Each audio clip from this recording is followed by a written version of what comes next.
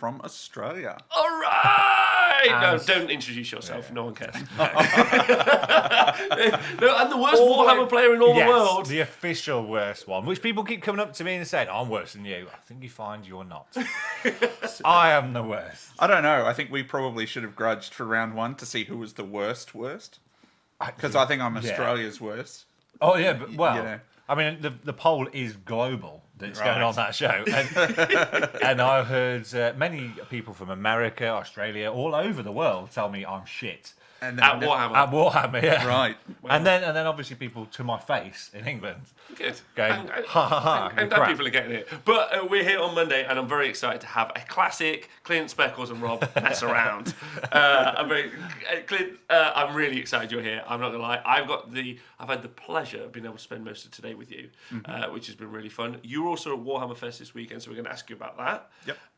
But number one, a big question, and also Sanice in the chat has just shouted out Clintobo is upon us. Clintobo. Clintobo. I don't know about that. I don't know about that at all. What's it like being in the studio finally, having watched it maybe once ever on the YouTubes? Do you like the ladies that fan him? Yeah, they're pretty. Yeah, he doesn't. The ladies that fan you are the side, but they can't To see. keep you cool. Yeah, they can't say this. It's pretty cool. There's lots of Warhammer in here, lots and lots. And there's a candle.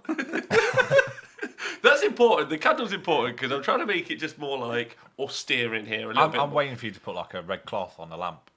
Just to mood lighting on the candle. Yeah, I mean, you can check on the candle if you want.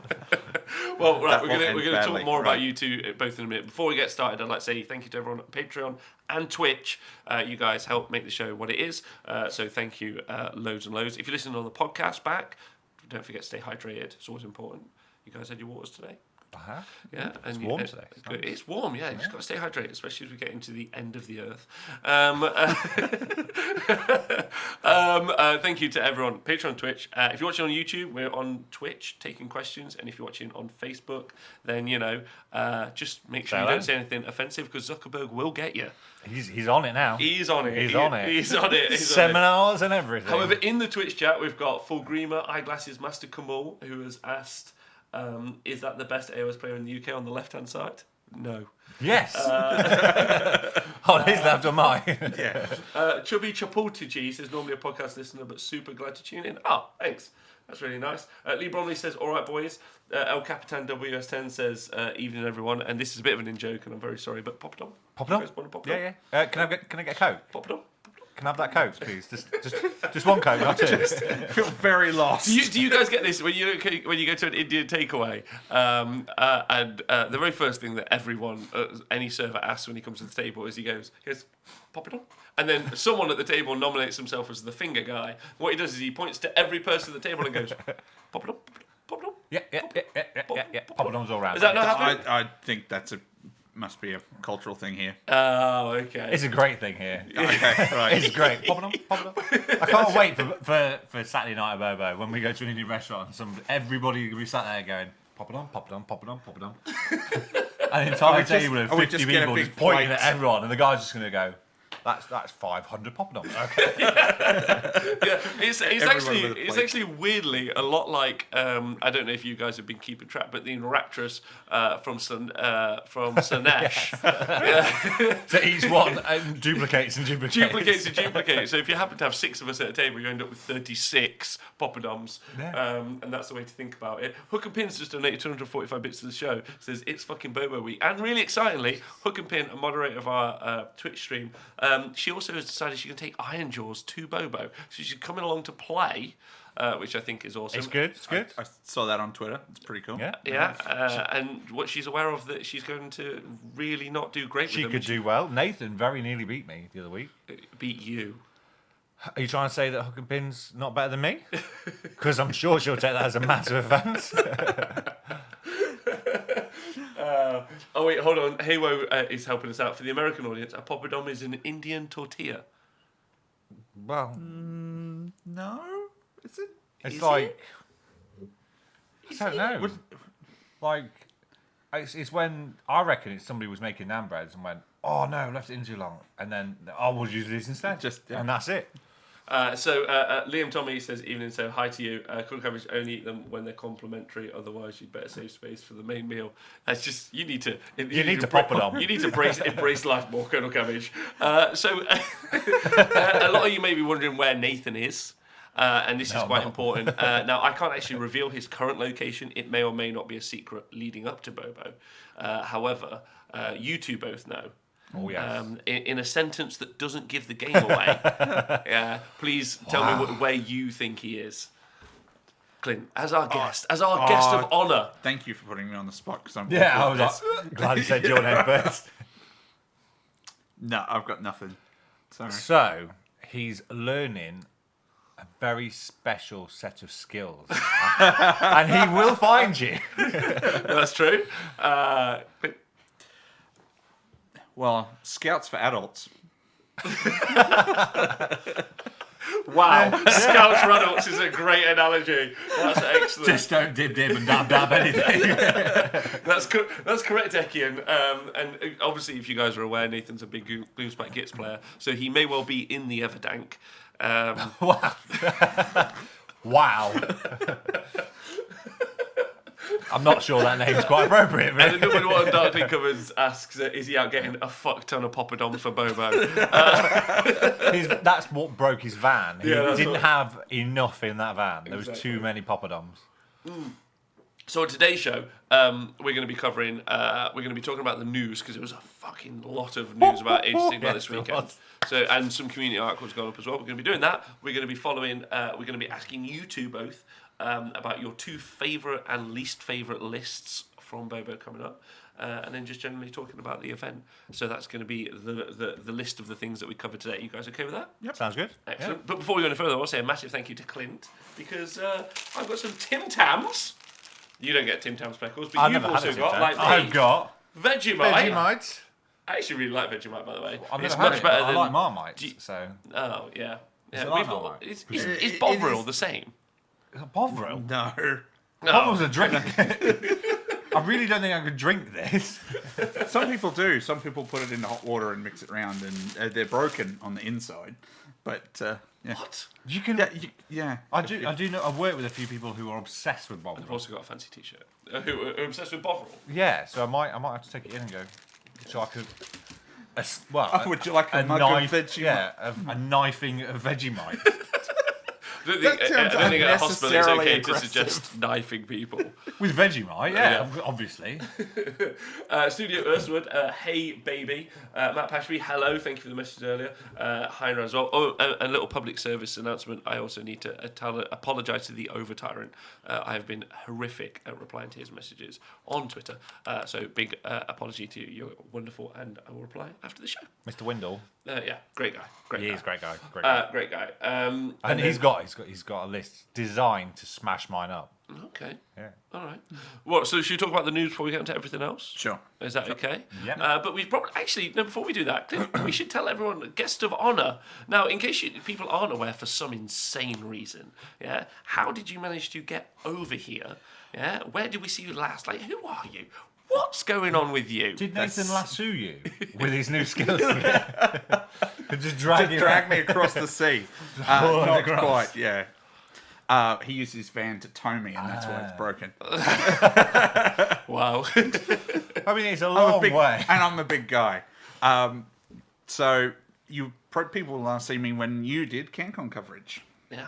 As the TO of CanCon. And then after that, I woke up one day and you'd started a crowdfund to bring me over to BoBo, which is pretty cool. And to take down John, TO of BoBo. So This is it's going to be an interesting Friday. It's going to be really good. So yeah, so what was awesome was you guys got us over to Australia, which I loved, and meeting everyone in Australia was just wonderful. So thank you again. And then what's awesome is you guys in the Twitch chat, people listening at home, you guys all contributed to get you over here. Yes, thank you. And then you're going to be, and then you have, and I think this maybe is kind of like you get to meet everyone. That's great. Everyone gets to meet you. Great. But then you get to play John at Warhammer, a rare and unique privilege. Unique would be an understatement there. Yeah. Have you had any dealings with him whatsoever yet? Twitter, that's it. That's probably enough Yeah, right. to know what John's He's like. great. You're going to have a great time. But also, and most interestingly, we've talked about it a little bit, but on the Friday night of BoBo, so, and I think this is quite cool, as potentially either one of two things. Either the passing of the torch from the largest ever Age of Sigmar event in the world, organised by you, congratulations, versus John, who may be organising either the biggest, or not the biggest. You get to gloat about that on Friday night. But you guys get to battle it out on the tabletop, Australia versus the UK, to see who the winner, who's the best TO in the world. I think you should burn some ninth age stuff and then just hand it over to him. Oh, There you go, passing the torch. Right. oh wow. Okay. Wow. Okay. So are you excited about the match? Yes. Yeah. Yes. Yep. He hit me up the other day to find out what army I wanted to play, and What is it you're playing? I'm going to be playing against his gits. Against his gits? Well, somebody's gits. Yeah. But what are you taking? Manfred, of course. Oh! God. Fellow death. Real armies here, Rob. This is what real armies look like. Right. Yeah. Manfred, and it's a death march, right? Manfred and a death march. Yeah. Okay. Cool. You're a big Manfred fan. Of course. So instead of taking a Veloz on Zombie Dragon or Vordry, Manfred instead. Okay. Yeah. Because he was the worst written character in the end times. That's why you thought about taking The him. best. I think you'll find we wouldn't have Age of Sigmar without Manfred. So He's Very right. true, yeah, He's yeah, right. yeah. He's right. But also, we like if anyone's watched Spider-Man 2, the one with Tobey Maguire, where or it might be number 3, where he goes emo for a phase and walks down the road. Number 2, yeah. Number 2, yeah. That is the whole of Manfred's storyline in the end times. wow. See, I'm That's that's pretty dark, but he's still Spider-Man. Incredibly reductive of what he yeah. is. All right, sweet. So you're over here. You excited to be over here? It's not your first time in the UK, right? It's not my first time.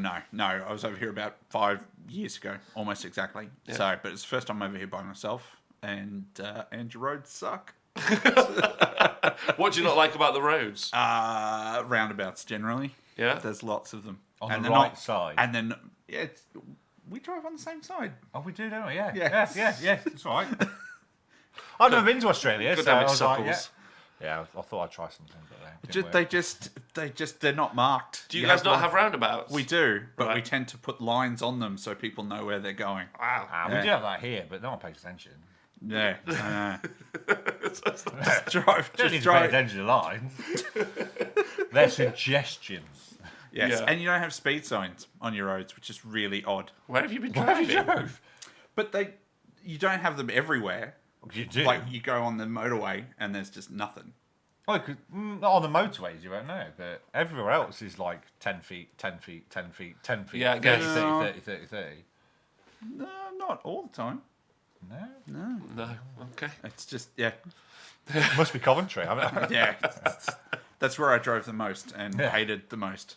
Today's driving you wait until you has get been to better. Lincoln. Tom, okay. Tom in the chat says, and Tom, I hope you, if everyone, if you're not aware, 40k Tom has hurt his ankle. He slipped over chasing the 40k meta and has pulled a ligament. And he says almost like the entire motorway is the same speed limit. Yeah, funny that. Yeah. But if you're a foreigner, you don't know what that speed limit is. Fast. Denise also asks, did Speckles just not remember what side of the road to drive on, like casually? In Australia, yes. Because I've never been there. What side of the road do you drive on here? On the... No, it's on the left. On the left. We're good. All right, sweet. Yes. And who drives and who doesn't drive and who drives you round? Listen, I like the classic one. I was thinking that. So over here for the first time, what's it like having a group of people who you don't know just donate a bunch of money to fly you across the earth? And does it feel like you're going to have all of your organs stolen off you? I do work in a hospital, by the way. I wasn't thinking that before, but maybe now I am. Nobody saw me come in here, so I did. What's interesting is this camera isn't even recording. I'm making this up. There's no one there. But I thought that was just people bidding on items. Like yeah, maybe that's kidneys it. on that side and liver on that side. The crowdfund thing is super humbling and a little bit weird. Not gonna lie. Because people contributing so that I can fly over here, it just feels a bit odd. You did a great job, though. Really awesome super job. humbling. So.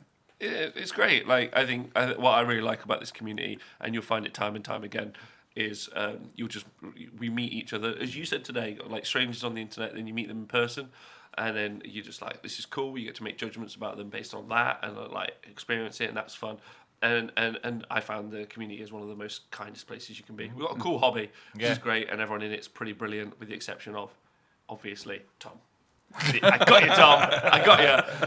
No, he's great too. Tomb King Tristan, on the other hand, also great. No, yeah, it's really cool. So that's how I felt when I came over to Australia. Like it's odd, right? Like, but at the same time, you're super welcome. I'm really glad you're here. So from the UK, I'd like to extend a warm and I don't know what I'm rubbish at this. So that's it. That's what it is warm. A warm welcome. It's been warm. Yeah, thank you. Yeah, you get to meet the worst player at Warhammer in the world. How does that feel? That's okay. That's fine.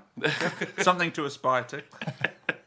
Good. It's a long road to get to my level of shitness. Thank you very much. So we'll quickly talk about this before the news. So on Friday, as we've mentioned already, you're going to be playing against John. Mm-hmm. So 6 p.m. till 9 p.m. UK time on thehonestwargamer.com on Friday will be, so this Friday coming, will be a game of Clint versus John. And you're allocating a lot of time for me to lose in there. Yeah, just in case. Well, so there's going to be. So what you and John don't know is some of my co-hosts are going to help do a good old classic roast as you guys play. It's going to be pretty fun. But how do you feel having the pressure, responsibility, and weight of your entire nation riding on your shoulders? Because I think this is the first time we've internationally battled it out, the UK versus Australia in Age of Sigmar. Yeah. So how do you feel about that? I think it'll be fine. Because you guys already lost your trophy to the Kiwis, right? Yeah. Yeah. Why does that seem to look a lot worse? You say you go. Well, they're closer and they count more. Sorry. Wow. Okay. You're welcome for coming over. You know me. I take stress really well, Rob. You would know. Whenever I'm around you, I'm super stressed. Yeah. It's either my fault or I just am around him when that happens. One of the two. So you're feeling a little bit of weight there. A little bit, only when people say, "Oh, it's all of Australia, Clint. It's all of Australia." It's just the pride of your nation riding on your shoulders. Yeah, the world is watching. Yeah, the whole world is watching, and I will be shit talking on the internet while you play. And after this, full John. John similarly will be feeling the weight of it, which is fun. So I'm looking forward to that. And I've heard there are forfeits in place for whoever loses. I'm right in thinking if John loses, I'm sure he won't mind me saying this, then he's going to buy everyone at BoBo a beer. Yeah. But then what are you doing? I have to admit, I'll have to find it, but it was something to do with neighbours. I think I know who I'd prefer to lose. Yeah. Admit something by over 200 people a beer in an already expensive bar. I wouldn't lie. I can see the honesty in your face. It's an honest war Would gamer. you like to borrow some of my stuff? So you're not stressed, and you're going to smash John, or John's going to smash you. What do you think? What are your chances? Give him a percentage chance. Don't forget the pride of Australia. They'll all be listening. Clint, what's your confidence level? 7 out of 10. Oh, okay. All right. Okay. That's pretty bold. I'm excited. So you guys don't forget to tune in for that. I'll be there. So let's get to the news. Should we get to the news? You guys okay with that? I just want to also say thank you to Mick Wendell. I already mentioned you earlier. But again, as you're now in the room, my humblest apologies for not replying to you on Twitter. I owe Mick Wendell a public apology, and here it is. Again. I am a bellend. He also, when he came into the room, said, "Hey guys, I am the winner of BoBo's here himself." Lee Bromley also says, "If I can share a beer with Clint on Saturday night, then the crowdfund donation will be worth it." There you go. Yep. Cool. Interestingly, if Lee Bromley can see by Saturday night, right. Also, I'm sure Lee would agree. I mean, I obviously can't speak on behalf of him, but I'm sure he would probably have a very special shot for you. Yeah. He's very well. And he does make sure all of his shots are vegan, just in case. Yeah. This is sounding dangerous. Well, it could be a skull. It could be a dinosaur. It could be anything kind of shaped Jello shot that he does. There's Jello shots as well. Yeah. Okay. He once magnetized a croak so it floated. Yeah. He's a king. Right. Of the awesome and random. Of short people. Short people. Fuck you, Lee. Kadron says, hi, Robert Speckles, what have I missed? Not much. Studio Earthwood also says that he's going to be the winner of He's going to BoBo. be the winner. Yeah, that's right. Yeah, he's claiming it now. And Toon King Tristan says, Clint is shook. He says you're feeling nervous. Palms sweaty, bananas heavy. And then Jonathan Atlas says, I won't be able to see, which is awkward because he is going to be helping with the commentating. So It might help him. And then Mick Wendell's donated 300 bits, which is very sweet of him, seeing as I'm such a massive prick. So the news. Yeah, so we saw Europe Warhammer Fest this weekend. Yep. Clint, which is where we started to see some of the news. Would you like to take us through some of it, or would you like to? We'll take it in sections. What's the thing that stood out to you most from the new news for Age of Sigmar? The new Warcry warband looks fucking sweet. The which one? The new Warcry warband. I was so gutted when I saw that. Why? So good. I love the models, but they're all alive. I was like, it's going to be a new death. And then they had faces and skin. I was like, shit. So they look like elven chaos marauders. They confirmed, that one of them, they're like, yes, that is an elf. So, in the previous seminar. A chaos elf? Yeah. To match my chaos dwarves. So a new But this fake faction. This isn't made up, though. Yeah. Oh, so this is a real faction. Yeah, from his fake? GW. Yeah, Okay. Yeah. Fuck. Okay. Go on, Carol. So that was pretty cool. A lot of the noise that GW made on the weekend was about the contrast paints, though. That's what they made most of the noise about. Yeah, pretty much. I suppose it goes across all factions. Yeah, it does. All Yeah, gaming. yeah, So. yeah. All right. Well, let's talk about that in sections. I just want to say thank you to Reflex Dog Training for donating 100 bits for the contrast paints, which we're about to talk about in a minute. Lee Bromley's wife also just looked at him, laughed, and said, "You are pretty short." Hi, Stunty and Hawkeye as well. Thank you. Hawkeye also subscribed for 4 months in a row, so thanks very much for that. So I think that warband looks awesome, and we are seeing more and more models for this Warcry game. Yeah, they all seem to be very similar as well. Well, they're all chaos themed. Yeah, but chaos, but How do you mean? themselves. So it's a link to a new sort of faction, though, isn't it? Is it? Well, possibly if it's a new chaos. Well, they're all chaos mortals. It's a focus on chaos mortals and the different ways that the realms influence them. Okay. That's pretty much where they're going. I thought That's actually one of my favourite takes on Age of Sigmar. Actually, what I like most about like the early days, especially, was they made it quite clear. So I've got a Sylvaneth army, which is cool, but now I've literally got like 7 ways, or even an 8th way if I want to do a chaos version, which is weird and janky, but you could like I can make a bunch of fire trees, a bunch of ice trees, and I've always thought that is awesome.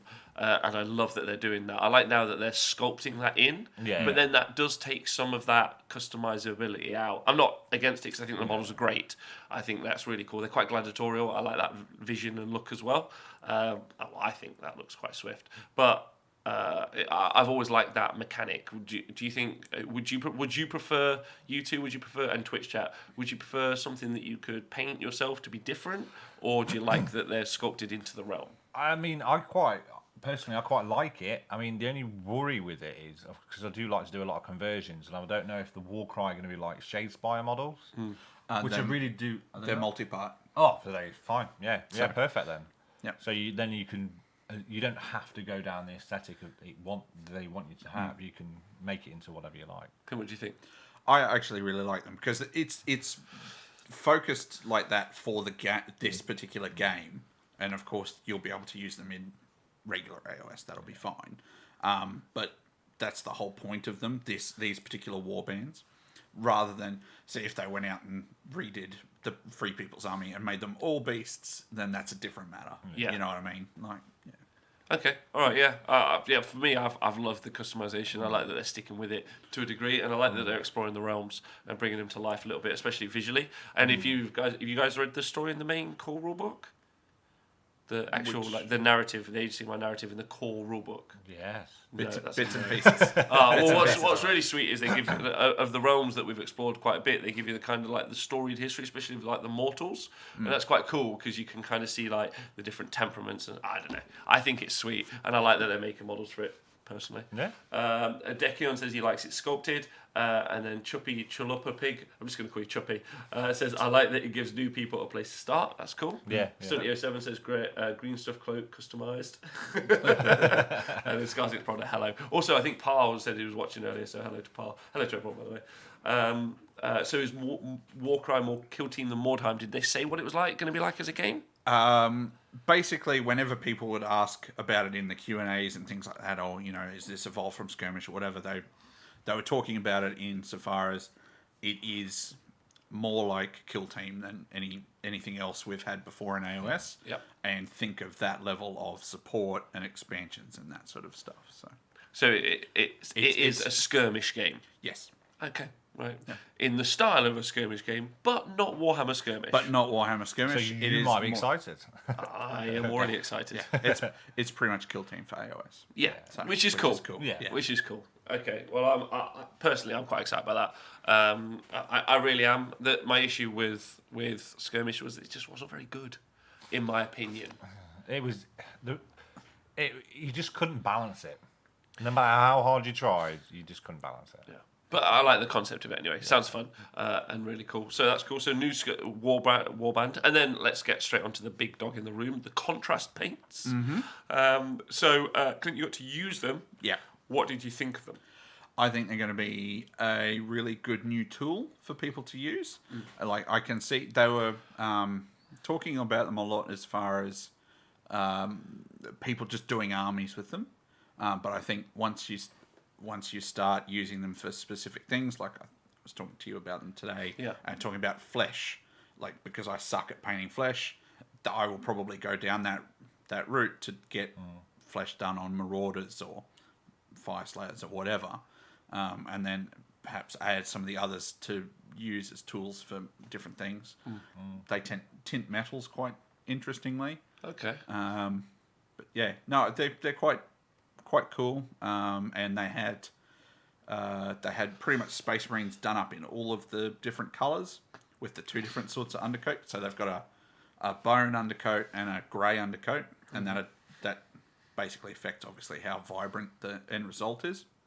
And they have Space Marines in all of the different colours, and I think that you can get some really nice bright finishes off them. So yeah. And when people, the Vince Venturellas of the world or Travis Coopers or whatever get a hold of them and start using them in ways that GW didn't intend, I think it's going to be very interesting. Okay, so how different would you say it was? Because I've done this before. I've sprayed them on white and I've just stuck a wash over it. I made a public statement on Twitter and I'll make it again. For me, I feel like I'm the target market for this to a degree.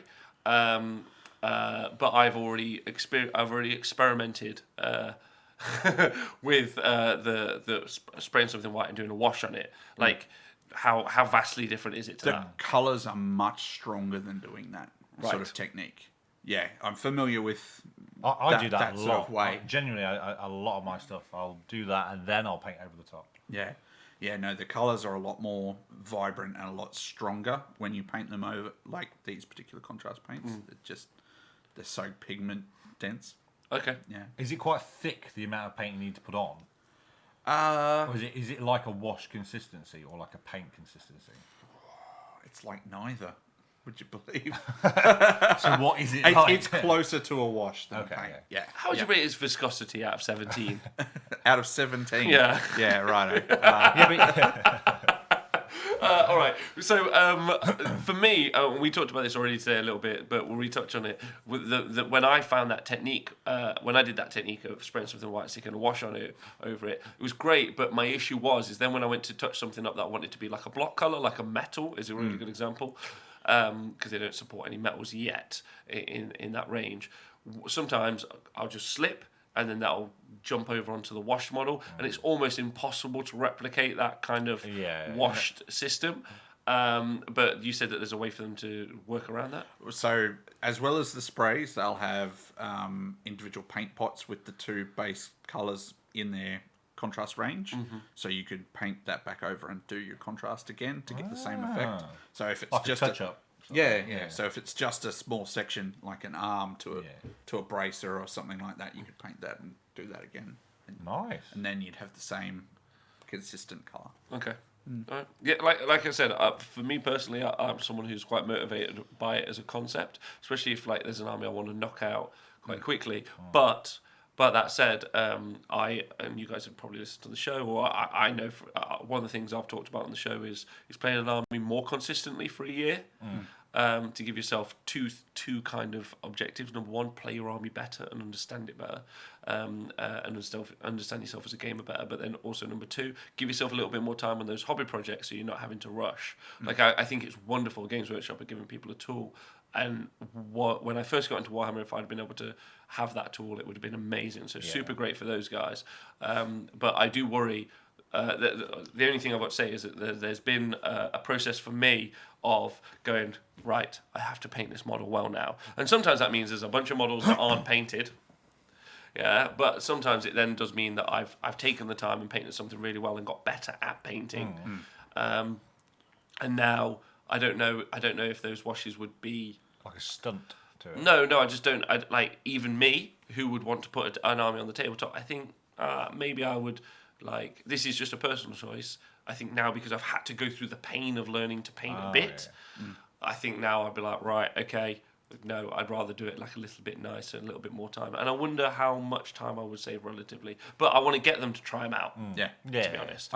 I think if you're an experienced painter, you're not going to sit down and do an entire army with them, but you're going to figure out, I could probably save myself, 1,000 grey hairs in 2 weeks if I just used the contrast for this bit of these models. Yeah. If you were doing Skaven or whatever, 200 skin on Fire Slayer army or 200 clan rats or something like that. You just hit them with the brown.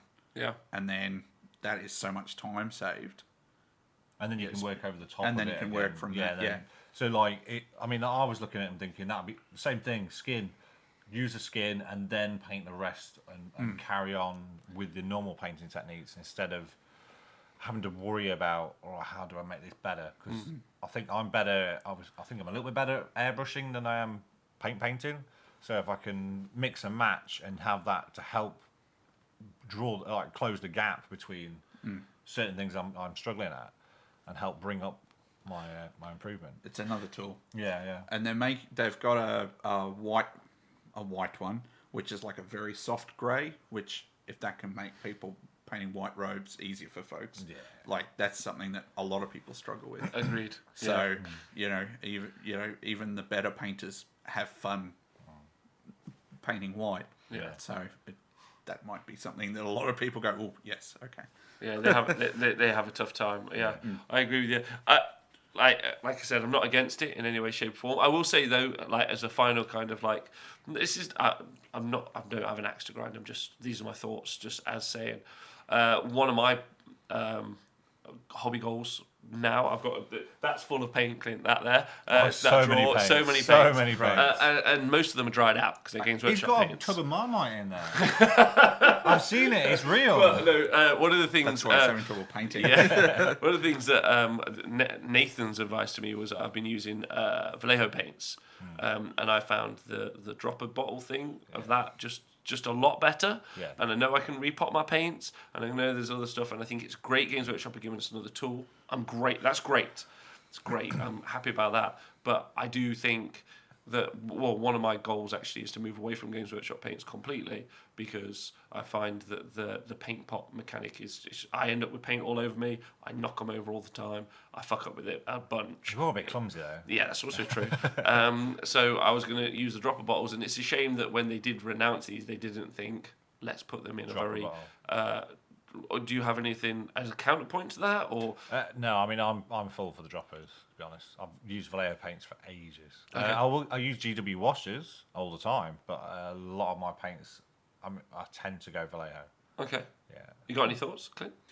They probably, they haven't done it on the new range because it wouldn't match the rest of it, and I don't know. I don't think if they haven't changed this at this point, they're probably not going to anytime soon. Unless they do a full refresh, which I don't see them. Yeah, because they're on the airbrush paints. They're in tubs as well. Yeah. Even the airbrush paints aren't, and they're designed to be poured into it. No, they're not designed to be poured. They're not. Yeah, no. Very specifically. That would be my only follow-up on the contrast paints. Yeah, Is like it's great that we're being given a tool, but then I also think just have the pride to say, yeah, like we probably should do some dropper bottles at some point or move on. I don't know. Those anyway. The guys in the chat says Dekion says he agrees with about the pots. The only info on the airbrushing that I've seen, he said that they wouldn't flow like they're designed. So they're not. Did you ask anyone ask about airbrushing with them? I was sitting there when I was testing them, and somebody asked about the airbrush, and I don't think they'd work. Yeah, properly. I mean, I've never airbrushed a wash before. It's just... You can. You put your PSI right down, and then it gives you a different effect, though. Yeah. So. Yeah. And then Studio Earthwood, who's a sensational painter, said they're just another tool in the toolbox. I think it's great. I also think that they'll push people in the grim dark direction. As what I've seen so far, it seems like they would make great base for heavy weathering, which is cool. Which is very cool. And then Steve Dooley, the best Dark Incomes player in the world, says, I've recently started using Scale 75 paints and they're the bomb. Okay. Yeah, I do need to try those Scale 75. I've been told loads of good stuff about them. My issue is once I start an army, I'm now locked in. Right? These are the paints. These are the paints that I'm using. So I find that really problematic. I don't know about you guys. Do you guys ever just switch up or? Not within a project, no. But when I start a new army, I'm open to whatever. So my paint box has mainly G-Dub, but it's got Vallejo, it's got Scale 75. I've got some of the army painter war paints in there. There's some good army painter ones. Just laughing at what Symbol said. The chat ignoring. I'm just ignoring his. He says, "Don't let little plastic men hold you hostage or spread your wings and fly." Nothing like it. Someone on the internet just cussing you out, which is fine. But Wendell also says they're doing movement trays. Have you heard this? Oh, yeah. They talked about that I didn't go to the 40k preview, but they had movement trays in the Apocalypse reveal, I think. And then they were like, yes. Those Square ones there, right? No? I have no idea. No idea. No, they did clusters of circles. Clusters of what? Takuna Kabi says... they probably won't behave as they... so they're talking about airbrushing generally. And then Witch King says, I'm going to be starting my Heresy army using the new contrast paint. I think that will be great when you starting point with Zenithal highlighting. So that's some airbrushing techniques you can see. There's Vince Ventrilla's done a lovely video on it if you ever want to see it. That would be an interesting thing too, to see how they interact with pre-shaded or Zenithal miniatures. Yeah. Because of the way how thin they are. But the issue is the special undercoats are gloss, right? No. The undercoat spray is not a gloss? No. Oh, okay. I thought it would be a gloss so that it would run off easier. That's interesting. No, it's a matte. Oh. Then why it's better as a matte. Then why is it special? I think sticker on it saying special. I think it's just the colours. Okay. Because it's a bone, but it's not like Xandri Dust. It's like more, not quite Raka flesh either, but it's a bone colour and then a light grey colour. Okay. So, yeah, I'm not sure if they're special or, but they were matte. Full Agreement says they said it goes on smoother. Jonathan says I thought it would be gloss as well. Hi John, by the way. Notorious Big Sean says Clint, you're looking good, man. Cheers, Sean. There you go, which is cool. So we've done the new warband, we've done the contrast paint, which is fun. Then they've also announced allies. They expanded on allies, and there's also been an article today. Speckles, are you ready to read it out? I'm so excited, Allies inside of Age of Sigmar factions. Clint, what's your initial thoughts? Mercenaries is what Mercenaries, you mean. yeah, sorry, you are correct. That is what I mean. Oh man, it's just got mercenaries. What do you think?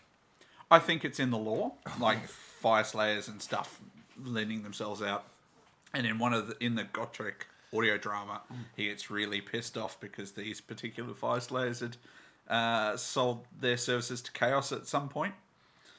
So it's in the lore, and they confirmed on the weekend that it will be set stuff that can be allies.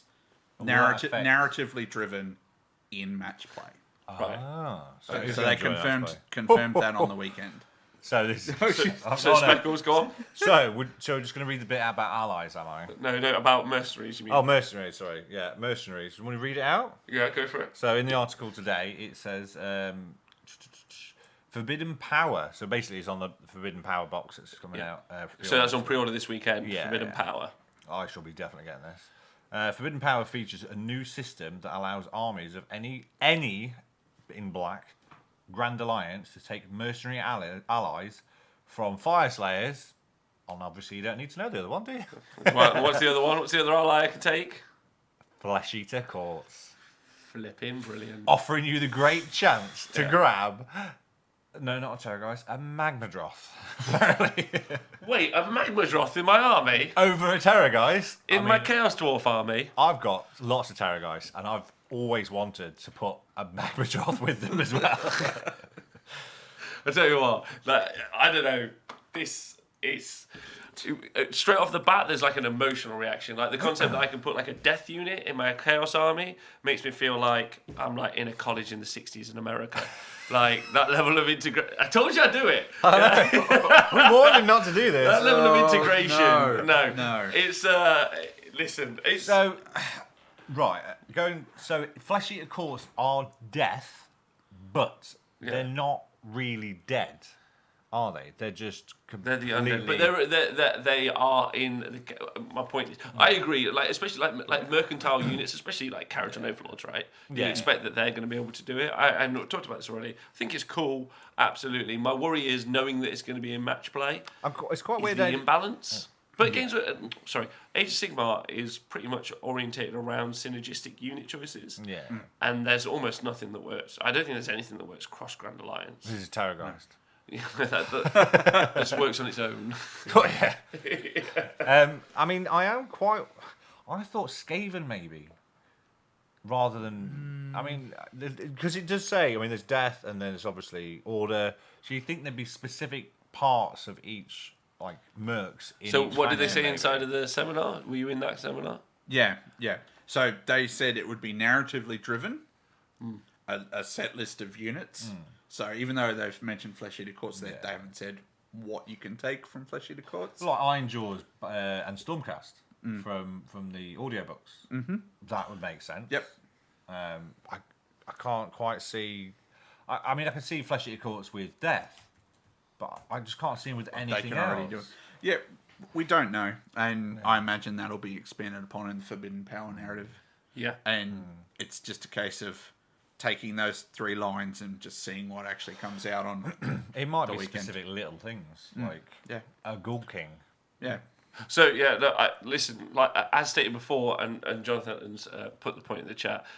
3 ways to play: open play, do whatever the fuck you want anyway. Yeah. Great. Yeah. No one needs to give them rules because they ain't got none. Narrative play. There basically aren't any rules in it either because you're just making up a story. As long as it sounds right. As long as it sounds right, you're great. And then match play. What's always been great about match play is that it's been narrative and matched at the same time. Like my whole Sylvaneth army versus your whole Flesh Eater Courts army, right? And the ally system made sense as well because they always made the allies a narrative choice that you could pick, even though the Chaos Gods can kind of all ally with each other. I'm kind of like, you hate each other, bro. Like, that's not okay. The ones that hate each other can't ally in, though. No, can they not? No.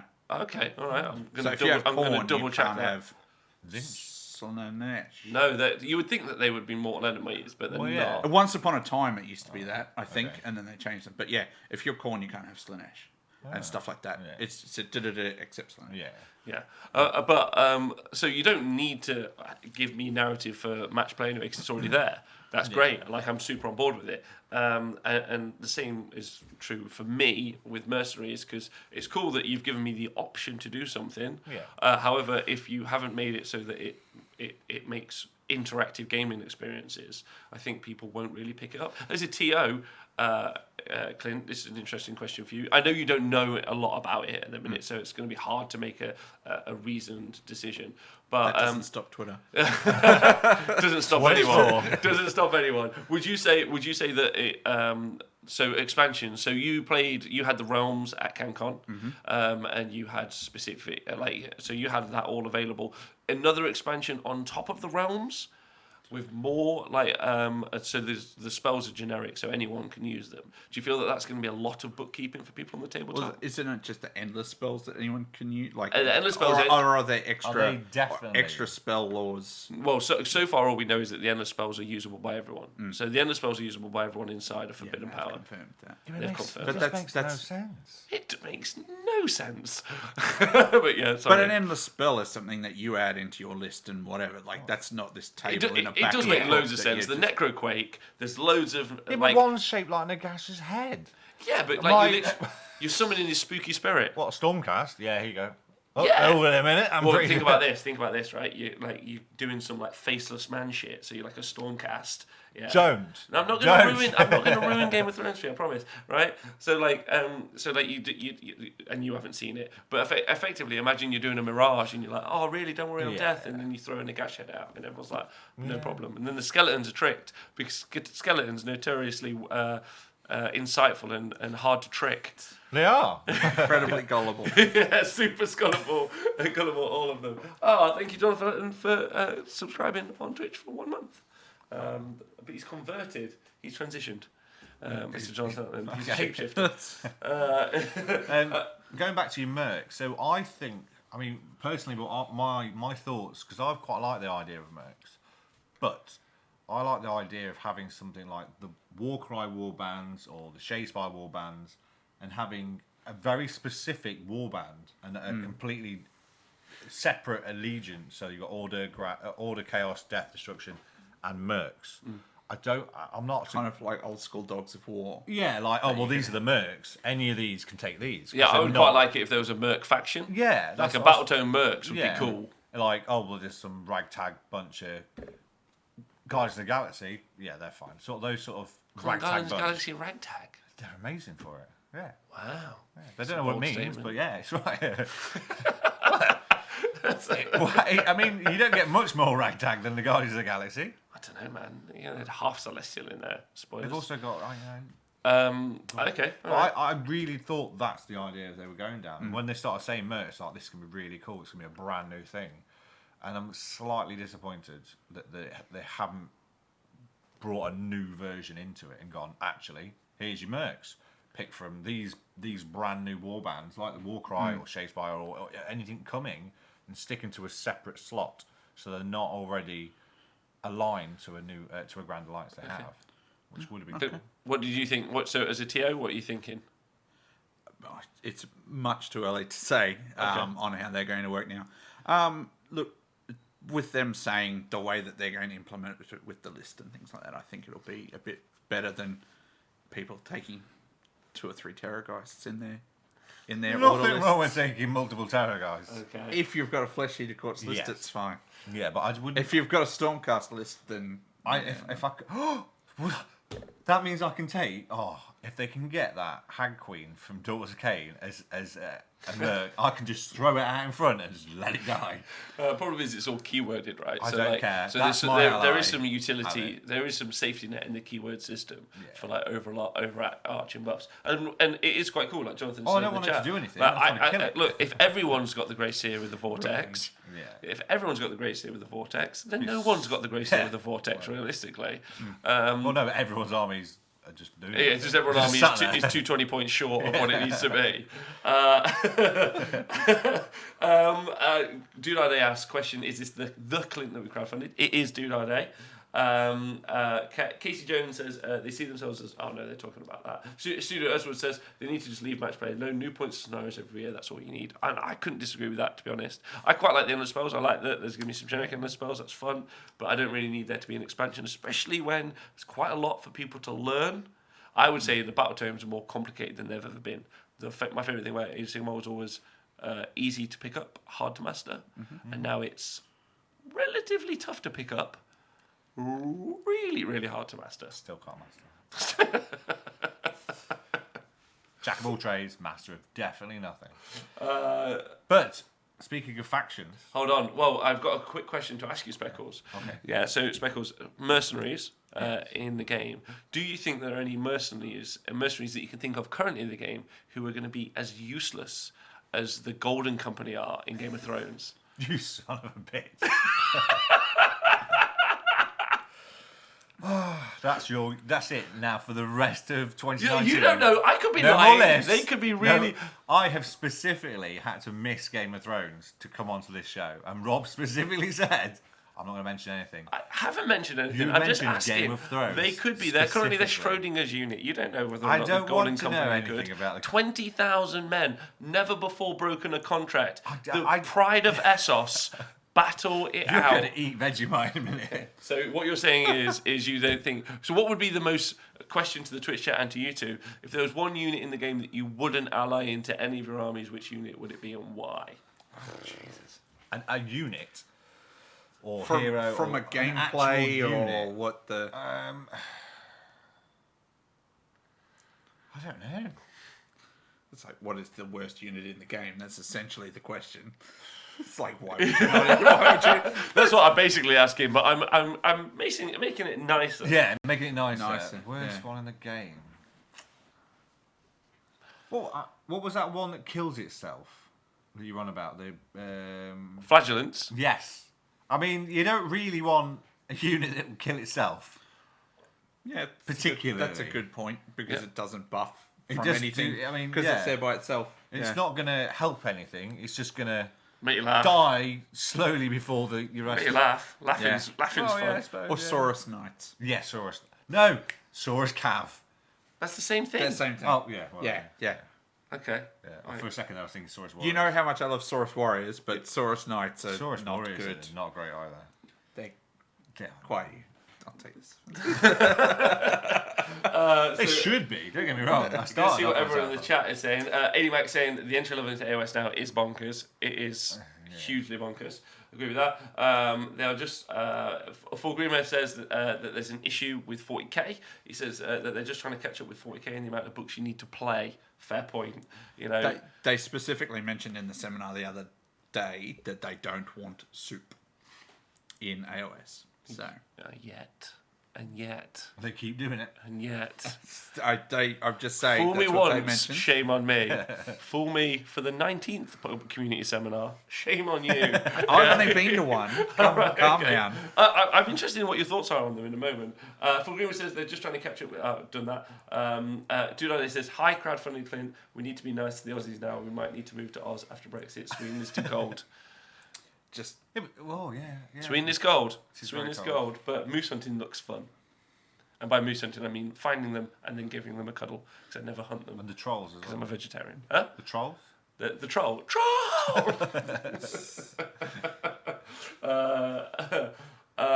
What? Any Darkling Coven unit because they are all shit, says the best Darkling Covens player in the world. Now, he says this, but no one's mentioned it on this show, and I thought it was quite controversial. Go for it. When he was at that one day the other day that Rob was at and myself, on his final game, he let his guard down and let the darkness out, and then tabled his opponent with Darkling Coven. Darkling Covens tabled an opponent. Tabled him, and he said he felt terrible, but you could see the little glint in his eye of going, let that darkness out just a tiny bit.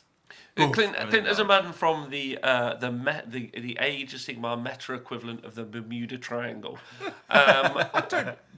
do you take offence at that? Because that's fair. I Call don't me a know dick. if that's. Don't know if that's true. Or I not. don't know if that's true. Is it? The meta doesn't go there and just disappear. It just it's becomes just a balloon animal. upside down. It's just the upside down. Okay, all right, So that's fair. you go to the upside down. Yeah. Yeah, that's a dark place. Yeah, Darkling Covens, you rate them? I have a soft spot for them. So They can table people.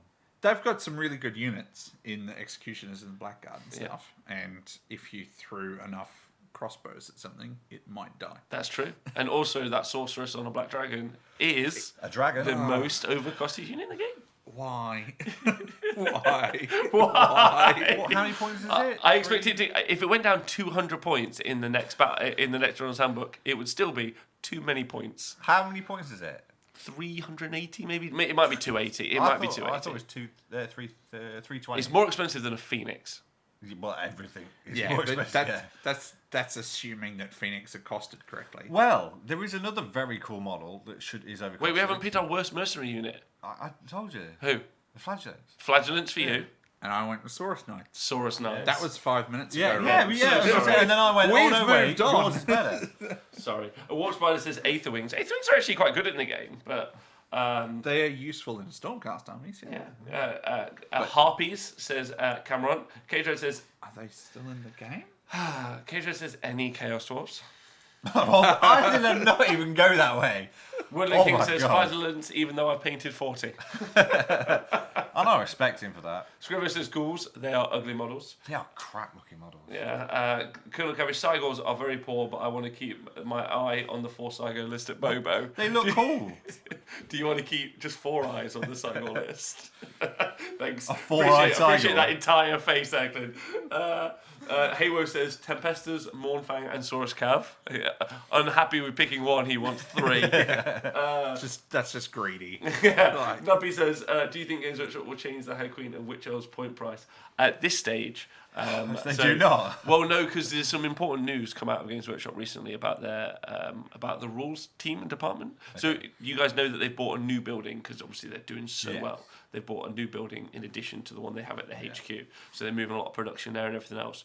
The issue is the chicken coop that they use to keep the chickens in who decide what the points are. Yeah, they've had to relocate it, and they're not feeling very well at the moment, and they're not running around as much as they need. And as you know, the main system for picking points is they put out this kind of printed sheet with points on. Then they get different coloured chickens, dip them in paint. Yeah, they run around and land on one. So they're feeling a bit under the weather because of the move. I thought the manatees they use. The manatees push the ball in. No, that's you know that's from South Park. I know, You've stolen that. But it's not stolen. I did a rip on South Park, but you just stole it. Yes, but that doesn't work. Why? It could be manatees with being ridden by chickens. What do you think about the Hag Queen question? Because Speccles hates them and it's funny. Of course they'll go up. Do you remember how many points they are? Yes, 60. 60 points. It can dominate an whole army. 70 points seems reasonable. If I had don't the money, actually think I'd that. buy all of them off everybody and then just melt them into one blob and have the number 200 written out. They are not worth 200. Who? There should be. Who, Hag Queens? Yeah. I would like them to be 1 million points, but I mean, reasonably. I know that Terry the chicken, who's responsible for the. I mean, reasonably, at least 140. At least. Man, like I don't care. Like I just love Warhammer. I just want to roll some have- dice and have a great time. It'll be fine. It'll be fine. I promise. That is an empty promise. That's an empty promise. No more darlings. So, Adequate Warhammer says, Rob, we see right through you. You're trying to get someone to say a shit dispossessed unit without saying it. So Dispossessed are awesome. This is where I have to admit something now. So Charles, and you know who you are, Charles, if you're listening, has become a Patreon at the top tier on the Oswald Game Patreon. Appreciate that loads. It's incredibly kind of him, and as always, that's wonderful. Some people may not have read it because obviously it's quite high up like tier, and I really appreciate it loads. But one of the advantages of that tier is you get to tell me for a month, every month, a unit that a faction that I'm not allowed to rag on. Please make the next one fleshy. No, well, and this month Charles has chosen that I can't rag on Dispossessed for an entire month. If you're listening, Charles, before that handbook comes out, please make it fleshy at course, because his eye will probably pop out. Well, make it Skaven. Skaven make me trigger me more. So for the next month, you'll hear no bad words said from me. None about the shiny, lovely Ben of Grimnir. I've only ever played them once. Good going, Chuck. I can't wait to do an entire weekend of live coverage and be like, fuck! I've only played against them once, and Jonathan was using them, and my dragons could not keep up with him. Please, can we move on? So I don't have to talk about Genuinely, it. Can we move on? The pain in your face. I don't want to just... Terror guys, fleshy and crit flayers, the fastest units. Probably... I can rag on you, Speccles, yeah? For being rubbish, yeah? You can, but Jonathan was using them very tactically, and he managed to get to objective where I couldn't. No. Mick Wendell says, fuck High Queens and fuck Daughters of Cain. And BWG Cannibal says, this guy gets it. He does. Halo says Battleship immunity in this game is either too plentiful or too cheap, probably on both, which is fun when we get into the next subject. And then Studio also says, shut up, Speckles, 140. Crumpety says 280 points to reduce them to 3 wounds. And Doolin says 100 bits send Speckles for the CanCon fund. So there's 100 bits to get you to CanCon. To me to CanCon. Yeah, Okay. I fucking love Nick, also hi to WS10 Nick, who's here. Johnny Hawkwind, who subscribed for 40 months. And then AD Macker said, you're rubbish, said Speckles. And he said, you are. He was too scared to fight me at the weekend. He had issues, so he couldn't come and fight me at the weekend. He's scared out. Yeah, sure. I'm sure it was. But just the CanCon thing, before anyone has any fucking crazy ideas, I'm not going to Australia in a suitcase or in a dog kennel, any kind of random shit. You're going to send me there, I want to be on an actual seat. Can we not send you in a rowboat? Yeah. Right. You can row it, because I've driven you around half the world. You can row me to the other. Do you think you could get in a rowboat? Yeah. With you, right? rowing No, to hold on, Australia? listen. Do you think you get in a rowboat and you could escape past the entire Iron Fleet? Yeah. Oh, that's right, exactly. Alright, anyway, never mind. Hi, TVS 2K. I'm so glad those laptops are facing that way. There's no issues. So we've talked about Mercenaries and we are all kind of okay with it. Narratively, we're all like, yes, please don't fuck up the game, is kind of our key thoughts, but probably they won't. Yeah. I'm cautiously optimistic. Well, the chickens are quite, as I said, lethargic at the minute, so they don't tend to run towards any of the low... So the points will stay very similar. Yeah, so it should be fine. So it should be that 5 Terror Guys list. But talking about bravery there, because I would like to bring up Haywo's point. Super exciting. Haywo has pointed out that bravery in Battle and Shock Immunity in this game is a little bit interesting. I've talked about it on the show previously. It would be really cool to have a faction that reduced all your bravery to 1. Or we talked about it off air, maybe half. Half would be really good. But we saw today, Speckles, there's some new news for death. Is this correct? So excited. Please talk to me about what the new news about death. In the Forbidden Box, you'll find the new Legion of Grief with the new Legion of Nagash, led by Lady Olinda herself. What sticking point? Vote, and this vote, obviously, if you listen to this on podcast or anywhere, and in the chat, and you guys obviously get to make it at your own time. Vote whenever we play against someone running this army. As soon as you put your toys down and they tell you what they got, you go, good grief. Every time. I will, 100%. Every time. Yeah. I really thought you were going to take a wacky, great dig at me, but then, no problem.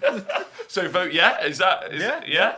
Oh, So, nice. Okay, cool. Then the best thing now, you can get rid of that Nighthorn book, put it in the bin, because you won't need it, because it's all the, it says, Lady Olinda herself, allowing you to combine the terrifying might of Nighthorn's full roster with bravery manipulating game mechanics, and one word, grave sites.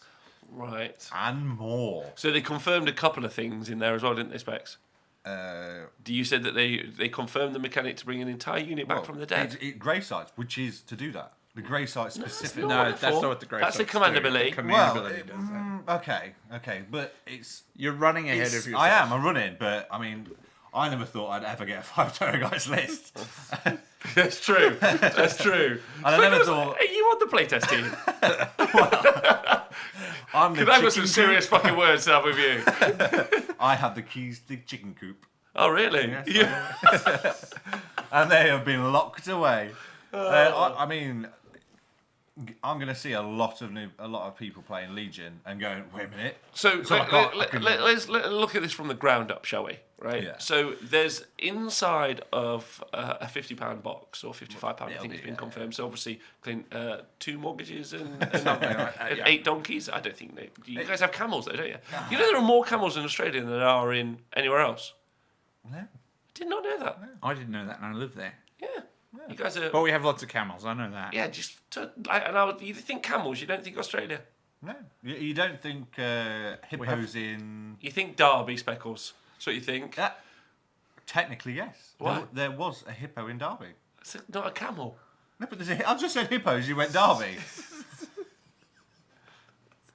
Hippos in Derby. There is. Good. All right, sweet. Let's move on from this because this is only bad. This is people painted like, what is this?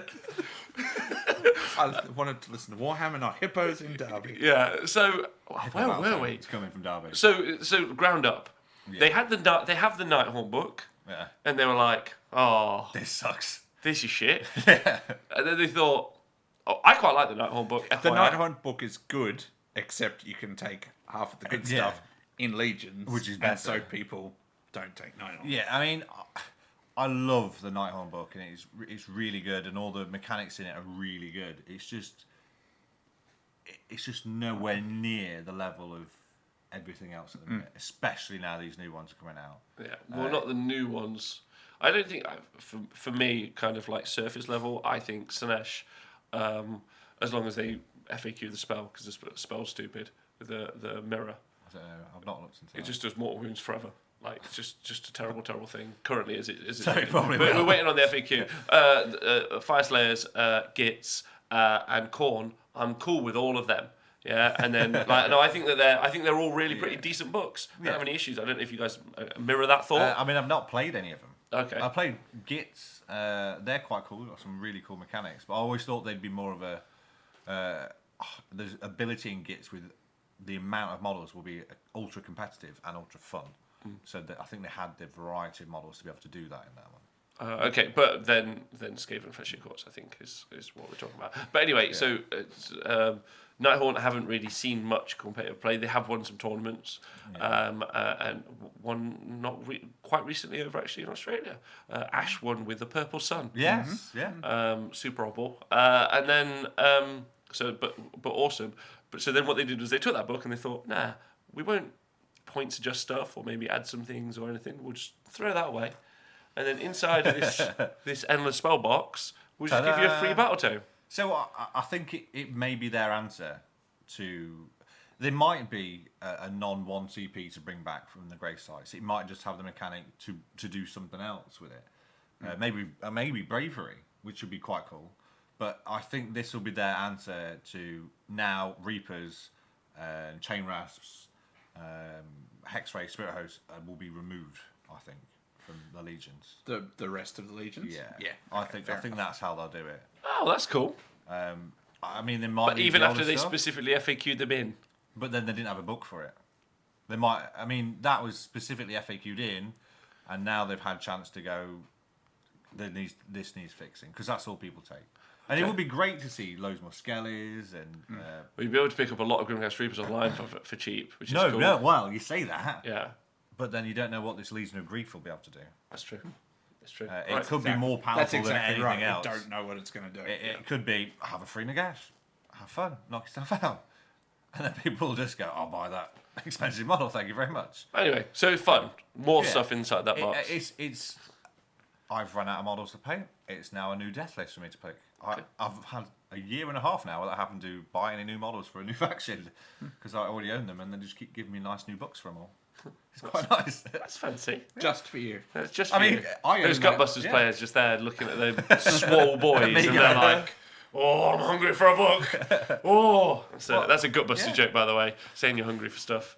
Mick will get it. Everyone knows. Hey, Canhammer TV. What up, people? So, excited about the book? Yes? Very excited. Yes. Right, very, cool. very The End of Spells that are also inside Forbidden Power. Excited or unexcited? Oh, we didn't talk about the bravery mechanic. Sorry. The bravery mechanic, the debuff, because that kind of touches on Haywo's point, is that there is either Battle Shock immunity basically army-wide, or there is no Battle Shock immunity and you just suffer. I think there is a way in Nighthorn. Ooh, it's been a while since I looked at that section. But I think there's either Retalion, you can take in Nighthorn that stops you having the ability to, unless there's a different version, but the generic. There's one that we saw run by Ben at the UK Masters, where it stopped units being Shrieker able to host, have. I think I want to say. It stopped units being able to be affected by Inspiring Presence. Yeah. Which is really good. So imagine if that was an army-wide ability. That'd be so amazing. no Inspiring Presence I mean, for your that army. book would just be like a KO book, really, just gone. That'd be really interesting, actually, wouldn't it? No Inspiring Presence. It would be really impactful against those plague monks. Yeah, or anything. Legion, having hundreds of skellies. Nagash, oh, wait, nope. Well, they're Bravery 10, though. Bravery 10, but if you kill a lot of skellies that can't battle, that have to battle shock, They die fairly quick. yeah, they do. And then obviously they'll just bring them back to 1 CP, but Yeah.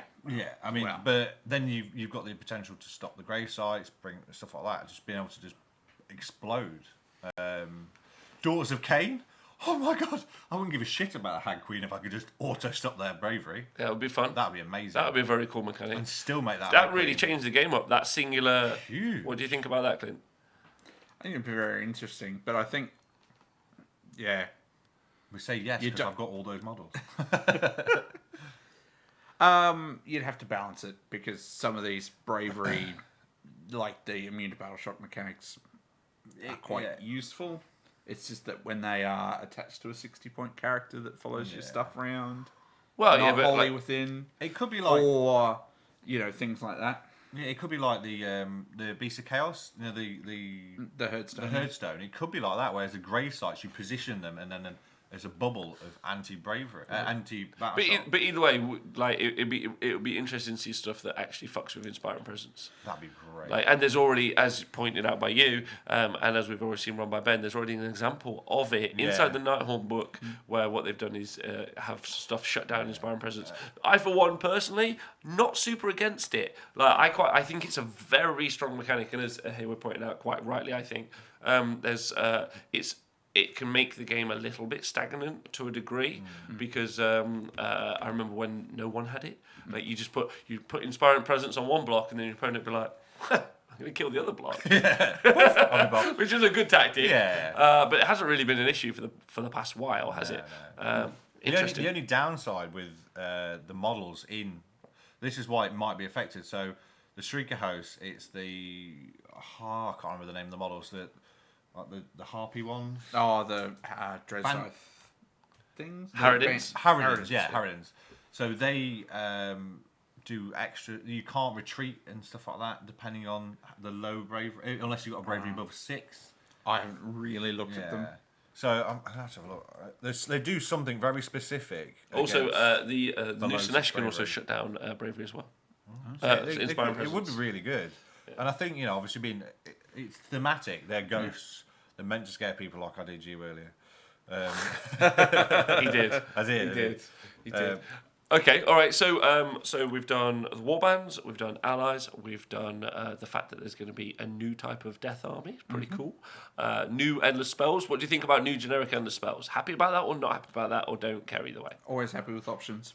Always happy with options. Yeah, I mean, I think the great it's just freaking me out having Nagash's head wobbling around or the dude on the boat. Is it what you see With in your Stormcast. dreams? It is, yeah. Nagash's head. Yeah. Yeah. Here we go. Here's it. I think the dude on the boat looks terrible, by the way. I like it. But I like the bridge. I love the bridge. I like Nagashi's head. I think Yeah. that's cool. That would be really cool to stick on like a human death mage. Or on Nagash.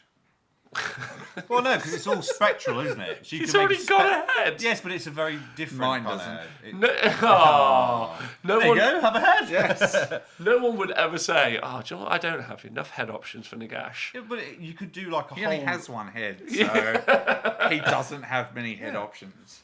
Here we go, right. It'd be good if it was different hats.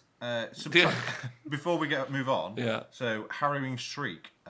Subtract 1 from hit rolls for attacks made by enemy models within 3 inches of this unit, unless they have a bravery characteristic of 6 or more. Oh, my one to hit such a new mechanic in the game. Yeah. Cool. But it's bravery based, It is bravery based. and there isn't anything interesting. like that. Well, I really like the movement. The Mask of Sinesh, how it demon gets the ability, like if you're like same movement gets rerolls to hits, but like even half movement rerolls to wounds. I think that's cool. I really like that. Just faster and faster. Yeah. I'm faster than you. That's really fun. Okay, so we did the contrast paints. We did the warbands. I think Sylvaneth Battletome was delayed. Yep. That's it. Sylvaneth Battletome was delayed. They did an Did you announcement. not I did see not the- know this. Did you not see the gardening video with Adam Troke? I did And watch half of the- it and went, I just thought, oh, it's a Sylvaneth book. I genuinely didn't Well, bother. it's a shipping issues, shipping and customs. Or Yeah. I think something there's like been that. Because of let me get this right, China. Yeah. So I know there's quite a bit of there's a lot of places that aren't getting the Loon Curse box as well. That's been sold out at loads and loads of places. So obviously my local gaming store, they had loads of shipping issues with their version. So and then obviously with Big Bank Holiday, it was delayed even further. Okay. Yeah. Just to add to that. And then it sold out Yeah. everywhere. Like I think they had 3 copies at Warhammer Fest. Yeah. I currently. Because it's just selling out super fast. popular. Yeah, I currently have 8 copies of the Looncast box. If anyone would like to buy a single Arc Revenant, that would be $1,000 dues per Arc Revenant. Not fussed by it. Which is about £5. Yeah. I like that model, but there's only one thing I don't like about it, and it's that really tiny, pathetic looking shield. Wow. I just don't like the shield on it. It just sends me Just like switch it with a Wild Rider shield and it'll be it fine. needs to be like something impressive, and it's like I'll just stick that on there and just go like a watch, just an oversized watch. Go, put that in front of my face. I just don't like it at all. So I've not noticed. Number one, I think it's really cool. Games Workshop just out and out said, look, there's been a shipping delay. That's cool. Yeah. That's honest. pretty nice of them. That's really sweet. It's like an honest wargamer. Let's not get ahead of ourselves. So I think that's really nice of them, and I appreciated that. I appreciated that they. But then you saw the. Do you see the new Sylvaneth Wildwoods at Warhammer Fest? Yeah, the ring, and apparently the old base can fit inside it, or it's very similar in footprint. Yes. Yeah, something like that. Yeah, but we currently don't know how that mechanics work. And actually, all Sylvaneth players now are in this odd place where Forbidden Powers clearly has been moved up in the schedule. It's meant to be where the Sylvaneth Battletome was meant to be announced. Yeah. So it's cool that that's come ahead a little bit of time. But then the Sylvaneth players are all like, oh no, what am I going to do? Well, what we're doing? Well, what are they going to do? Give Where's my everybody BoBo the stuff? woods and bits and pieces and no battle tome? Yeah, that's true. So Is it? It's not G-Dub saying, "Oh, we've got these all in the shed waiting, but you can't have them." Yeah. So. Cameron makes a good question. I wonder if the Wildwoods grow wilder from turn to turn. That's a fairly that progression mechanic is in a lot of armies. You know, the Herdstone for Beastmen and stuff like that. Yeah, that would be cool. Are they specifically joined as a circle, or are they 3 separate They pieces? sit together. They just sit. Yeah. They sit together. Because I don't know whether it might be you can place 3 separate places. No, So they all go together. They're specifically designed. Yeah, they have said they've said that you can use either. Like if you wanted to play Sylvaneth, you could play either or of the like two. the boats. So you can have a full boat and half boats. No, But you can you can use the old woods or these new ones. So that's why the footprint matches. Yeah. But I think pretty much most people will. As a TO Clint, would you feel like you would insist on the new ones, or would you be like, "That's fine, like whichever"? Well, if the footprint's the same, it doesn't matter. Right, perfect. All right, sweet. That's the important thing is the space that they take. Yeah, but you don't want to keep some of the old stuff around. You want to get rid of that compendium crap eventually. Like, just don't let any. Why are you being like this? Why are you being like this? Also, mine's not in the compendium. It is a compendium. It's a compendium. It's very Which different. still means compendium. No, it's just can't say tomato, tomato, Forge but don't it's know what battle compendium, terms. Forge don't know what battle terms are called. They're like, I'll put it together. Compendium of stuff. Yeah, that's. Full compendium armies are allowed it. There you go. See, yeah, Protonians with whole and compendiums. Tomkins. I've even got allegiance ability, bro. Ripped from the realm of fire. So Sylvaneth Wildwood and Sylvaneth delayed. It's a bit sad for Sylvaneth players. If you're a Sylvaneth player, as am I, sorry for you, but it's cool. I'm sure it'll be sorted out soon. New Wildwood look great. They do look good. They look good. They look good. The leaves look a bit fragile again, but there's what can you do? Like it can either At look least like a they'll have leaf the or trunk of the tree instead of just. oh yeah. if If it's it puts a flat-based. stop to empty tree bases, I'll be happy. And the fight about whether you can move over the holes or not. You need to be a bit Sorry. closer to the mic. Sorry, Spence. I was No just problem. relaxing. So we're on to possibly the most burning question of the day for me. Is one of the things you also saw. Did you see these in the leak that they put? Also, new cool endless spells for Sylvaneth look awesome. Yeah, they do we'll look talk great. about it more because there's no point talking about it because it's bless them. No one can get it, so it's a bit sad. But the new Sylvaneth dice. Have you seen them? I saw a picture in. I thought they could be some specific faction dice, and then someone said, "No, they've got less leaves, don't they?" Yeah, the leaves. I was like, "Whoa, that just sucks. It's so bad." So this is the conversation I want to get onto about the Games Workshop's faction-specific dice, and why I think that they're the best thing Games Workshop make. Do you want to use those dice? And I think all of the faction dice are the best thing that they've ever made. And here's my reasoning as to why. Off I go. So do you two, with that statement, before I get into it, would you and the Twitch chat disagree or agree with that statement? Well, if you give me one of those Gloomspite dice, and I'll just get you in the eye. Yeah. That'll be your answer. That'll be perfect. Yeah, and that would be my answer, because that's hilarious fun. Right, here's my thoughts, right? Okay. Yeah, here's my thoughts. People already make dice. Yeah? You can get your own custom dice. Awesome.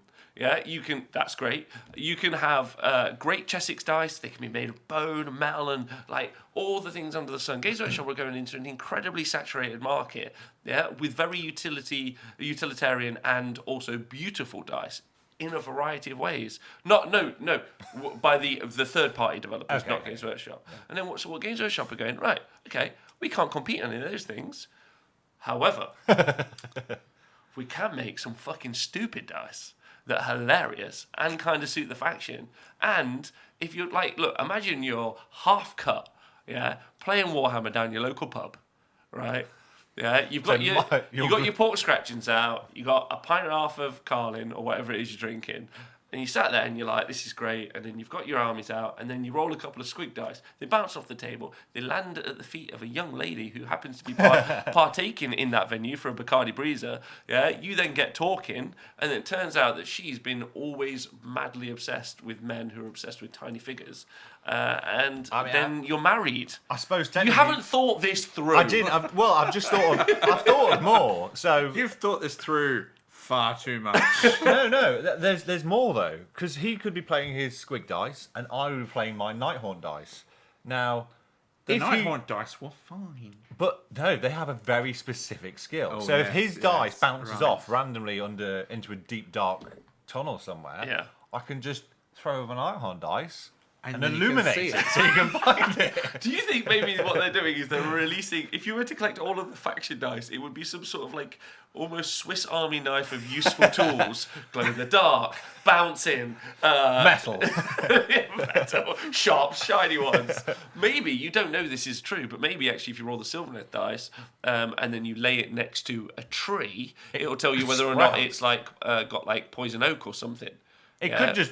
Or you just throw it out the window because you're sick of it rolling wands, and it sprouts a tree. I was just thinking that. Yeah. What if there was a seed inside? That would be amazing. This is what I'm saying about the Games Workshop dice. So the Sylvaneth dice are here or there, but Games Workshop, if you're listening, and we know that you do, this is the key part. Go with the dice, but go deeper.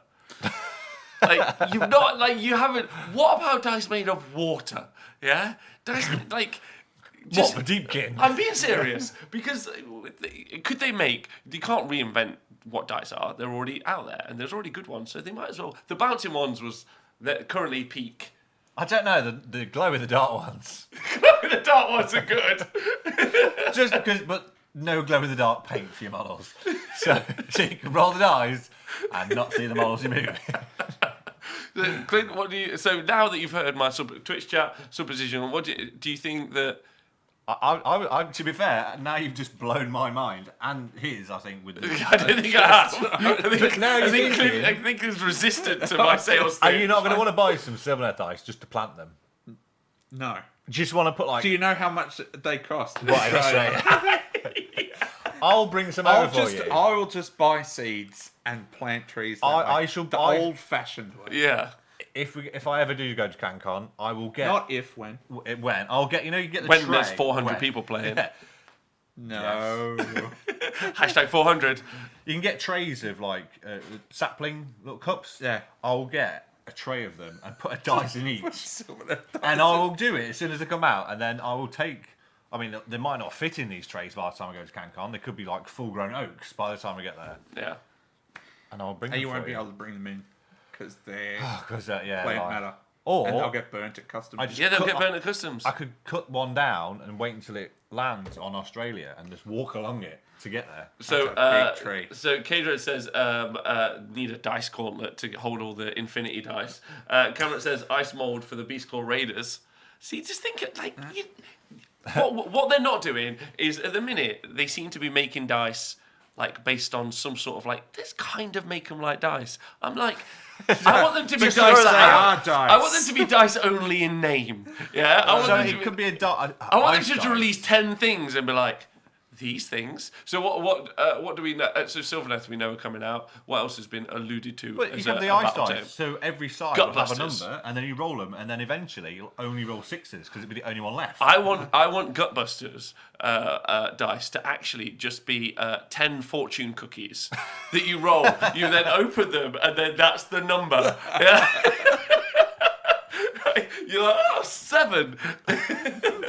7 is in your path. Oh, so yeah, that would be fun. Metal dice from the realm of Shamon to damage the realm of battle boards and paint jobs. They've been selling metal dice, haven't they? The community dice you get at events are metal. Yeah. Okay. Yeah, the new ones have come out. So, would we like to talk about that, or do we all? Their faction specific dice are garbage. Wow. Unfortunately. You just don't. I mean, unfortunately, I would like it to be otherwise. It would be cool if you could get functional dice to go with your army, but they haven't made them since. I think you're fine. The Me and Rob. Nighthaunt and the Stormcast. Oh, hold on. I think I I can change your mind. You've tried already. Let's go. Okay, so imagine this, right? I'm making a tree out of Hold on. dice. Right, so picture this. Imagine that you've got some Fire Slayer dice, because I don't think they did any. No. They didn't do fleshy cores. But imagine, so you're at home and you're like, fuck, I'm about to do another Barbie. Classic Aussie. You can't wait, right? And then you think, oh, I haven't got any Firelighters. And then you think, no problem. Genius. I've got my Fire Slayer dice, yeah? Set one on fire, roll them, 2 6s, boom. Barbie goes up, you cook yourself a kangaroo, everyone's having a great time, yeah? And then they become jet black charcoal ones. Inside it is another smaller black dice made of ash. Ready for the. Oh. I've convinced They you. don't make faction dice for made up armies. Oh, it's true, for God's sakes. Yeah. They'll just make some round thing. They'll just keep just have round dice. What's that rolling? I don't know. It'll never go flat. Hayward says 5 Slayer dice that have a mohawk on each side per pip, so you can sweep pretzel crumbs off the table as you roll them, and you need to kind of comb them to read. 3. I mean, I'm amazed this chat hasn't gone anywhere near the Slanesh dice. Surely there must be some janky dice you can do for that. The computer says, so I have the metal community dice, and provided they're rolled into a tray and no Neon models or Realm of Battle board, they're fine. They're smaller too, which is what I found. Yeah, they're only little. So they're not either the normal dice size that they sell or the dice size that we all use. No, I think they're just slightly smaller. Probably because they're metal. Some odd dice size. I think you should definitely speak to some people at BoBo about not having them there, because by game 3 there's going to be some. There could be some interesting. I don't like your rolls. We spent longer on this than I thought, but I've enjoyed every moment of it. Yeah. I can't wait. I'm generally buying these Sylvaneth dice just to grow my trees for CanCon. Yeah, I every time I'm gonna be so involved. If ever I play Gloomspike Gits, 40 of the squig dice, that's like fucking. He'll go around and I'll be like, "What are you doing?" I'm like, "Having fun, dickhead. That's the point of what we're doing here. We're like." But what would the new Nighthorn dice glow in the dark? What do the Legion of Grief dice? What are they going to be like? Made of tears. Tears. just little see-through cubes with tears. Yeah. Sold. Yeah. I'll buy them. And then when your opponent see 60 Blade Geist Reverence, which are 10 times stronger, come back on 1 CP, you can just scoop up the tier. Weird. You've got too far into the Speccles. You need your own show. You were pulling with squig dice before. How has Speckles gone too far? Knowing that something that everybody hates is just I'm really glad you Clint to call my bullshit out. I really appreciate Thank you for defending me. He just rips on me continually. They cry when you roll a 1, the grief dice. Slanesh dice don't have numbers, they have gradients because the gender is a spectrum. Nice. I really like that. It says Halo. Not know who says they missed a trick with Gloom Spike Gits, could have had some mind-altering chemicals in the mix. That's also true. Well, has anyone licked the squig dice? How do we know? The Honest One Gamer does not in any way advocate licking dice. To seal the windows of BoBo. I'm not 100% sure I have to TNC that, but there's just someone there like, oh, wait, don't do it. All right, I was gonna. Oh no, they're filming me. Nobody tried. Yeah, I'm so glad he stopped me. Right, so we saw the dice, we saw Sylvaneth. I think we've got all the news, unless we think we've missed anything else, and we can go on to BoBo. A new Golden Demon thing has come up. Ever Chosen? Right. Yes. They didn't talk too much about it. They went Ever Chosen. Well, yeah, because I saw it, I was like, oh my god, they're not actually doing a new battle tome for Ever Chosen. They went, painting award, so I think that's their version of this one. Yeah, they have a global painting thing. Yeah. If I were you, I'd go and listen to Vince Ventrella on Warhammer Weekly. He'll be able to talk to you about that more than I ever will or care to give a fuck about. I don't know, I just saw it. They didn't give a large amount of information yet on that. Question, I think that they should do a painting competition where you can only use contrast paints. That could be it. Yeah. That could be the Ever Chosen. But I truthfully don't care. Like, it's great, cool, nice. And also, Golden Demon replaced Crystal Brush in some sort of like Machiavellian takeover of Adepticon. Side story, not really something I also care about. And also, Golden Demon, great. I don't know anything about it. Get a little pin.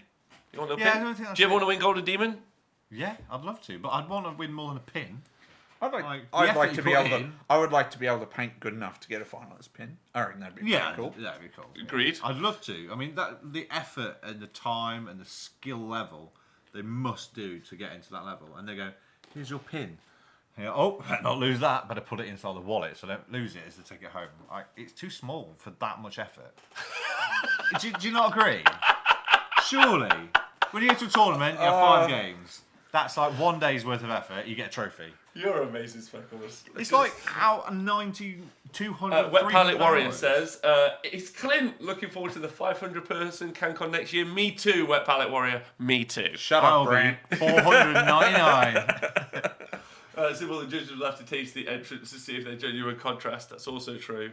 Yeah, you have to be super cautious of that. Yeah, I did see a few people saying that obviously everyone wants to know what they taste like. Why does everyone want to know what they taste like? Well, some people lick their brush. Yeah, my brush is either in my hand painting or in my mouth. It's there's another end that's wooden that if you need to hold it in your mouth, you can just stick it in there and it doesn't taste. Or a pot. You do it. Don't talk to me about it. I know what I'm talking about. I just use Coca-Cola as my water. That's fine. And then straight. That's why it has. I also paint straight out of the pot. I like to think that episode of me hobbying was the reason they invented contrast paint. We will teach you. No. Right. So I think that's all the news unless I missed anything. And if we have, new Autumn Army for Simon to use his new stuff with. New amazing stuff with 600 people going to CanCon. I can't wait. It's gone from 400 to 600 in That's like the issue. 10 minutes. You shouldn't be here because we're just going to make it worse how many time. Here, though? How many people? I'm sure somebody must have said 600, 650, 700. I'm sure I've just read. Okay, right. Speccles the auctioneer. Knock Who's There says, and I think this is a valid point before we move on, because this encapsulates the spirit of BoBo, which we're about to talk about. Honestly, the number of times a girl has told me it's too small for that much effort is why I play Warhammer in the first place. Nasperon says, my local store wanted to do a painting comp for colourblind guys, but taking the labels off the paints first. Oh, dear. That's fucking awful. And then Kadra just said the word 1,000. 1,000 people at CanCon. 2,000 people at a 2,000-point tournament. That's science. Amazing. That's science. Yeah. Doubles event, 4,000 people. Right. How you feeling? You're a bit pale. Yeah. Neither of you are invited next year. That's wow! So, loads of news, and we will be doing more next week. Obviously, this is BoBo Prep Week, so we're going to be doing the live coverage at the Braver One British Open this weekend, both of which you two are attending. Oh, yes. All right, sweet. Very excited. Clint, this is your first time playing competitive Warhammer in England. Mm-hmm. How are you excited about that? Nervous? Okay? Solid? Well, I know who you're playing round 5. If you're telling me you're not very good. This awesome. Cool. I'm really looking forward to it, actually, just to see what's different, what's the same. Like, yes, we all play the same game, but the way that people play, I think, changes from country to country. It does. Just in interactions and things like that, rather than on the table. From what I've heard, obviously I only heard from Rob and Nathan's version of CanCon, is there seems to be one major thing that links all wargaming, and that'd be alcohol. You wouldn't have seen that at CanCon. You only seen that at It's a dry event. It's a dry event. No drinking allowed. No drinking. Oh, you're going to see some very different stuff. Yes, and we had to remove someone from CanCon for being very, very drunk. It's true. Oh, is that why Rob wasn't there the second day? I was there. I just lost my voice. But it's fine. They replaced me with a much better person. So Gemma did a great job. So you're excited? Yes. You said? Sweet. And then Speckles, you're obviously going because, Because I'm going to try. Yeah, you're just going to try real And hard. as you keep saying, I'm not. I am on. You're like Theresa May. You're like, Table I will one. keep going to that European Parliament until something happens. Don't know what's going to happen, but something. I'm aiming. I will break the 3. I want to do 4 wins. Yeah. What's nice is you will have the only Manfred at the event, as Wet Palette Warriors pointed out. Awesome. Because I don't think I've ever... The last time I played Manfred was when there wasn't even points in General's Handbook, and we were using MoComp, and I played Joe Purcell, and you could stack Mystic Shield. So we're talking so long ago. I'll take the world on. That's the last time I've seen one. I mean, my Manfred. Nephratis built, Archon's built, Manfred's on sprues, I'm afraid. Wow, rude. So you guys both going. It might be a 200-person event. You've got the pressure of the whole of Australia on your shoulders, obviously, Clint, so don't worry about that. Yeah, the world's watching. Yeah, the whole world's watching. Don't forget that. So there's the stress of that. That's fine. You're taking for sheet of course, Speckles? Yes, I am. Okay, yeah. it's fun. So we'll be doing the live coverage. If you guys, I'm sure if you've listened to the podcast or watched anything. So if you're watching anywhere right now, Facebook, YouTube, podcast, or whatever, we will be doing the live coverage. So tune into the Honest Wargamer on Twitch. It'll also be on YouTube as well. And watch for the weekend. Get yourself some barbecues. Some moose pates. Fire dice. Yeah, Fire Slayer dice. Tristan, you can get yourself warm with your hockey bros and you can all watch it. Whoever. So tune in. It's going to be a really fun weekend. I'm really looking forward to it. I'm super lucky. I've got a great team working with me. So I've got Chuckles and I've got John and I've got John Etland. Wonderful man. Can't wait to see him because I'm on Wednesday. And then also Nathan. So we're going to be having a great time. But you two have got your 2 favourite lists from the event. Is that correct? I've picked 2 lists I like, yes. I've picked 2 that I like. 2 lists that you As like. you asked me 15 minutes before we went on. Okay, yeah. So 2 lists you like and 2 lists you don't like. 2. Oh, okay, I've No, got one list. One list. Sorry, one list you don't You like. say you can't just throw that out straight like. Yes. All right. So Team King. Sorry. Anyway, so who wants to go first? I think as As the special guest. So I have to just pull it up. First list I like is Mick Wendell's Iron Blast and Gutbusters. He is a bit of a legend. Who, Mick Wendell? Yeah. Oh, wow. Okay. All right, let's go. Because it's an amazing list. So do you need me to run through it? I do need you to run. What's the list name? It is Michael Wendell, Iron Blast and Gutbusters BoBo 2019. There you go. So I think we can guess from that. It'll win. That it's going to win BoBo. I think so, yeah. I would love it to win BoBo because that would be amazing. I'd just carry him. I think 200 people would just carry Mick on their shoulders out into the car park. Yeah. So he has the Tyrant with Wild Fury and Gaia Strike. He's got a Butcher. He's got 12 Ogres with paired weapons. 3 Ogres, 60 Grots in one unit, 3 Iron Blasters. Man is a legend. And this is your favourite? It's one of my favourites, yeah. They are. Let's quickly look at the Iron Blaster stats, right? It's totally worth looking at. I think Charybdis are fantastic units too. So what in the game? I'm not good at Warhammer or lists. I mean, that was the Charybdis was the first monster. I mean, that's a whole statement in of it's itself, great. right? Yeah. Right. So he's got 3 Iron Blasters, Thunder Tusk, Beast Raider, Beast. They've got Riders. a shot each. The Iron Blasters. Yeah. Hit on 4s. So Auto hit. that's 50%. Yeah. 50%. Yeah, 50% of. So you need 2 to hit, right? That's why he's got 3. 50% of the time, 100% of the time. Wound on 2s. Yeah. -2. Uh-huh. D6 damage. That's Yeah. right. Bam, bam, bam. 3 terror guys. Poof, my army's gone. You would have to roll 3 6s for the damage before any of the other dice rolls to kill the Terrorgeist. It's going to kill one every turn. Okay. 100% of the time. 100%, yeah. It's going to do it. Yeah. Okay. And he's got the Geminids in there and an extra command point. What wizard has he got? He's got the Butcher. I love the Butchers. Every single time I've ever played against anyone with the Butcher, it's nearly killed itself before I got near it.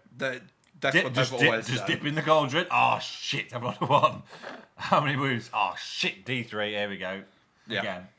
I'll just let them kill themselves in front of me. It's amazing.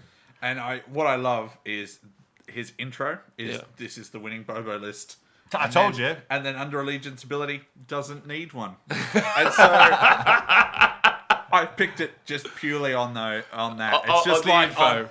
Yeah, righto. I really like the website, the way it prompts people to fill information in. And then most of them go, yeah, fuck you. But I will write something pretty outrageous about myself, and I'm done. And I'm like, all right, yeah, okay, good. So that's a pretty cool list. I like it. Yeah, okay. 5 and 5.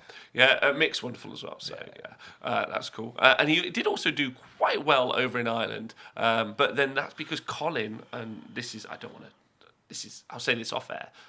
Colin told me that they all let Mick win. So I was like, oh, fuck. Okay. It's a good job there's no metal dice at Bobo. I can't. I can what? neither confirm or deny that. But Colin Cochrane, that was who told me. Speckles, who's your first list and why? My first list, I just didn't get much time to do this. My first list By the way, Knock Who's There says, I had high hopes for Australia in the Australia versus UK matchup on Friday. He said, until I heard that list. That's not my list. Well, to mirror yours, I have gone with Children of the Winter, Bobo 2019. Yeah. That's the name of the list. I think That's that the name of the bit list. at the end is probably a Yeah, I mean, Bobo 2019. I'm tempted to go straight with the introduction first as well. Okay, go for the introduction. So this list purely, this list exists purely so I can use the Magma Dragon. Of course, they're meant trying it. What? That meant trying it all. Tying it all in. Oh, it's not This is like spelled Billy right. Blue Hat.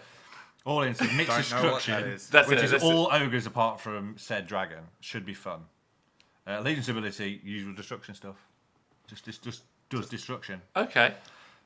So he has an Icebrow Hunter Right. as a general, Ravisher, Ethereal Amulet On the Hunter. On a hunter. Right. This Okay. is by Michael Cook. Right, Yes, okay. it is. I'm like, right, okay. A special shout out to, by the way, the Crumpeter for linking it in the chat. Appreciate those. And then he has another Butcher, which I love. 3 ogres, 6 ogres, and a Magma Dragon.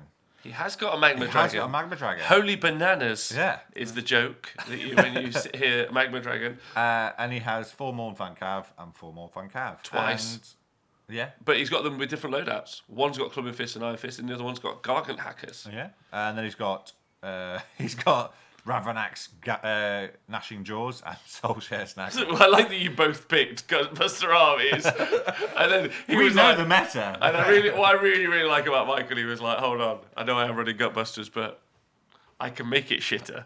Yeah, I can make it shitter. Has anyone ever seen Ravanax Gnashing Jaws? I've painted them. Yeah. Yeah. Have you seen them in game? They've Yeah. been around the table. Hayden did his up like a shark. It was great. And took them to events. So yeah. I mean, And what did you think Australian meta. You know, of them? Sharks. sharks. and oddball choices. Sounds like a cool list, I guess. it's got a Magma Dragon. And that's what you like about it. It's got the Magma Dragon in it. And the fact that he's specifically designed his entire list just to take one. That's dedication. I feel like he had a lot of other choices in the Destruction Grand Alliance that he could have worked around. I really, really like the fact, and I'd love to meet the guy just to find out why his general has the ethereal amulet. It's fucking stop rend, man. But smart as all bananas. All things you can put on it. Can't put him in cover, but that's not a problem. He's always kind of in cover. 4-up. What else do you need? Yeah, I mean... The best thing about Ethereal Amulet is if you roll 4-ups, basically immortal. Well, it'd be 4-up all the time then. So it's auto roll. Yeah. Is it a doppelganger cloak on a plague furnace? It's not. Good. And Nick says in the chat, I played Michael at Throwing Skulls and told him to come to BoBo. Great list, lol. See? Yeah. How did we... Across the globe, we did not know each other, and we blinked two people. Just want to say, knowing Nick, that entire sentence was super sincere. He was just like, I saw him at Throwing Skulls, we had a great time. I told him to come, and he's coming really excited. But then, by writing lol at the end, he's made it all seem like... This is really good, try it. No, he means lots of love. Lots of love. Lots of love. Lots of love. Like a nan with a smartphone. Crazy 8 says, I love the chuckle you had with Warhammer. If you guys haven't listened to it, you can go back and listen to me and Warhammer Weekly Tom chuckle about the Doppelganger Cloak on a plague furnace, which is just amazing. I might just start running Doppelganger Cloaks on random things. I'm like, Doppelganger Cloak, people are like, what? Tactics. That's what it is. I'm up here, 4D chess. 4D chess. So what is your second favourite list, Clint? Okay, right. Oh, you're enjoying this. Yeah. only because I can't wait to see the look on your face when I tell you what my second list is. So excited. In the vein of my list selections, it's Darkling Coven Tea Party by Steve Dooley.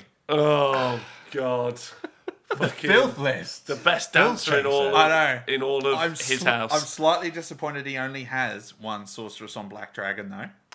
To be fair, though, that's all you need. To be fair, though, every single point spent on that model is a waste. Yeah, so he's 100% efficient there. It's got Impossibly Swift and a Griff Feather Charm. It's got another sorceress with an artifact. I have no idea what it does. Which one? Decanter of Egos. It's called the Darkling Coven Tea Party. No idea. Darkling Coven. Oh, so the Party. encounter is a once per battle. Get ready for me to know some Darkling Coven knowledge. Yeah, it's a once per battle ability that he's able to pop and give everyone +2 move. Ooh, that's pretty good. Yeah. Get ready. Yeah, well, they already move fairly quick, being else. So 20 Dark Shards, 10 Dark Shards, 10 Dark Shards, 20 Blackguard, 30 Executioners, and all that's in a Thrall host. And then he's got 5 Heart Renders and 5 Warlocks. What the? He's done some cheeky allies. Look at that. I've seen it. They're both not bad units. And then you've got Geminids and Emerald Life Swarm. He's written an entire guide as well. Allies, Doomfire Warlocks are there for mobility and magic support. With these guys, you effectively get 10 wound level 1 caster with a 14-inch move. So therefore, more survivable than his actual caster of the Sorceress of Black Dragon with 21 attacks. Not bad for 160 points. Yeah. The Kinry there as late game objective grabbers that force your opponent to always be thinking that they are there. That's cool. You're clearly reading something that's on this page, but I can't see. You just keep scrolling down. Yeah, it's all of it. Battalions a lot. So most of that army sits in that battalion. I didn't see a very low drop. I am slightly disappointed. I didn't see the word Poppadom in any of that list. Poppadom? Anyone want Poppadom? 5 Poppadom. This was designed to be more fun than competitive, and I can understand that. Yeah, if you've ever played him, he's nothing but an angel. He looks like probably like 6 to 8 months after Uncle Fester decides to hit the gym, and he's like, and then you see him like 6 to 8 months later, you're like, Fester, you're doing so well, and he goes, I've actually been eating really well and been at the gym, and you're like, I'm so happy for you, so that's really nice. When Steve pokes you in the eye, he's going to take that Poppadom pickle and go, you're right. Yeah. These people are all just names to me, Rob. So he's a genuinely really nice bloke. Yeah, he's really like Uncle Fester. Not now, because he's 8 months into the workout regime. Like, he's really brought himself around. Not that he ever looked like that before. Just trying to give you a physical description of what it looks like. Keep digging I promise there, you'll Rob. see him Keep and you'll be digging. like, nice. I will recognise him from that description. You'll see If that you cloud of don't, I'll be darkness in his amazed. That's basically, You probably could draw him. I'll just find the only Darkling. A police sketch artist could pick him out, which is why he lost all the weight. So that they couldn't, right? So, Speccles, what's your second favourite list? My second favourite list. So I know this guy who's done this list. Have you actually got a reasonably competitive one? Because I think so far, Rob Steve's actually watching currently live. So this. Steve's actually currently he's written back and he said, "Thanks, Rob." I was going to do something really mean then, but I thought he just probably sat there going. Wow. Right, so this is by another person who's ultra competitive. Okay. Specifically ultra competitive. So this is your second. This is your second favourite list. Yeah, I really don't have. But did we talk about you just like it because it's got Darkling Covens in it? Yes. You like this, a Darkling Covens list? Yeah. Right, sweet. This is by Lee Bromley. Okay. Mr. Bromley, if you can put the name of it, because I've only got the screen grab of the list. So it's Flesh Eater Quartz. Wow, very bold of you to pick a Flesh Eater Quartz. But it's not a normal Flesh Eater Quartz. Okay. Are any of them normal? So I'm going to go backwards, just to jank it up a bit more. So we'll go with, I'm going to go up that way. So we've got Soul Snare Shackles. Nailed it. Purple Sun. Wow. That's blown. Quicksilver. The company just put the link in the chat, by the way. Thank you very much. Well, yeah, Quicksilver, Prismatic Palisade, the Corpse Mare Stampede, and Ravanax Barricade. And a Pendulum. Wow. Yeah. That is a lot of spells. That's a lot of spells. Mm-hmm. I'm going to have to go the other way around now. So it's got the Royal Family, which is Ghoul King on Terrorgeist, obviously. A Boron Archregent, Baron Ghoul King, a Baron Ghoul King, a Baron Ghoul King, a Baron Ghoul King. And 10 ghouls, 10 ghouls, 10 ghouls. What? He's just blown now, aren't you? So he's just taking... How many command points has he got spare? So he has... don't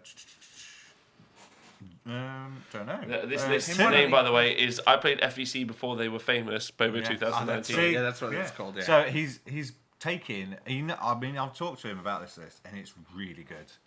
It will do some janky things that people go, this is not what Flesh Eater Quartz is meant to do. It's meant to just eat things. But what is it meant to do?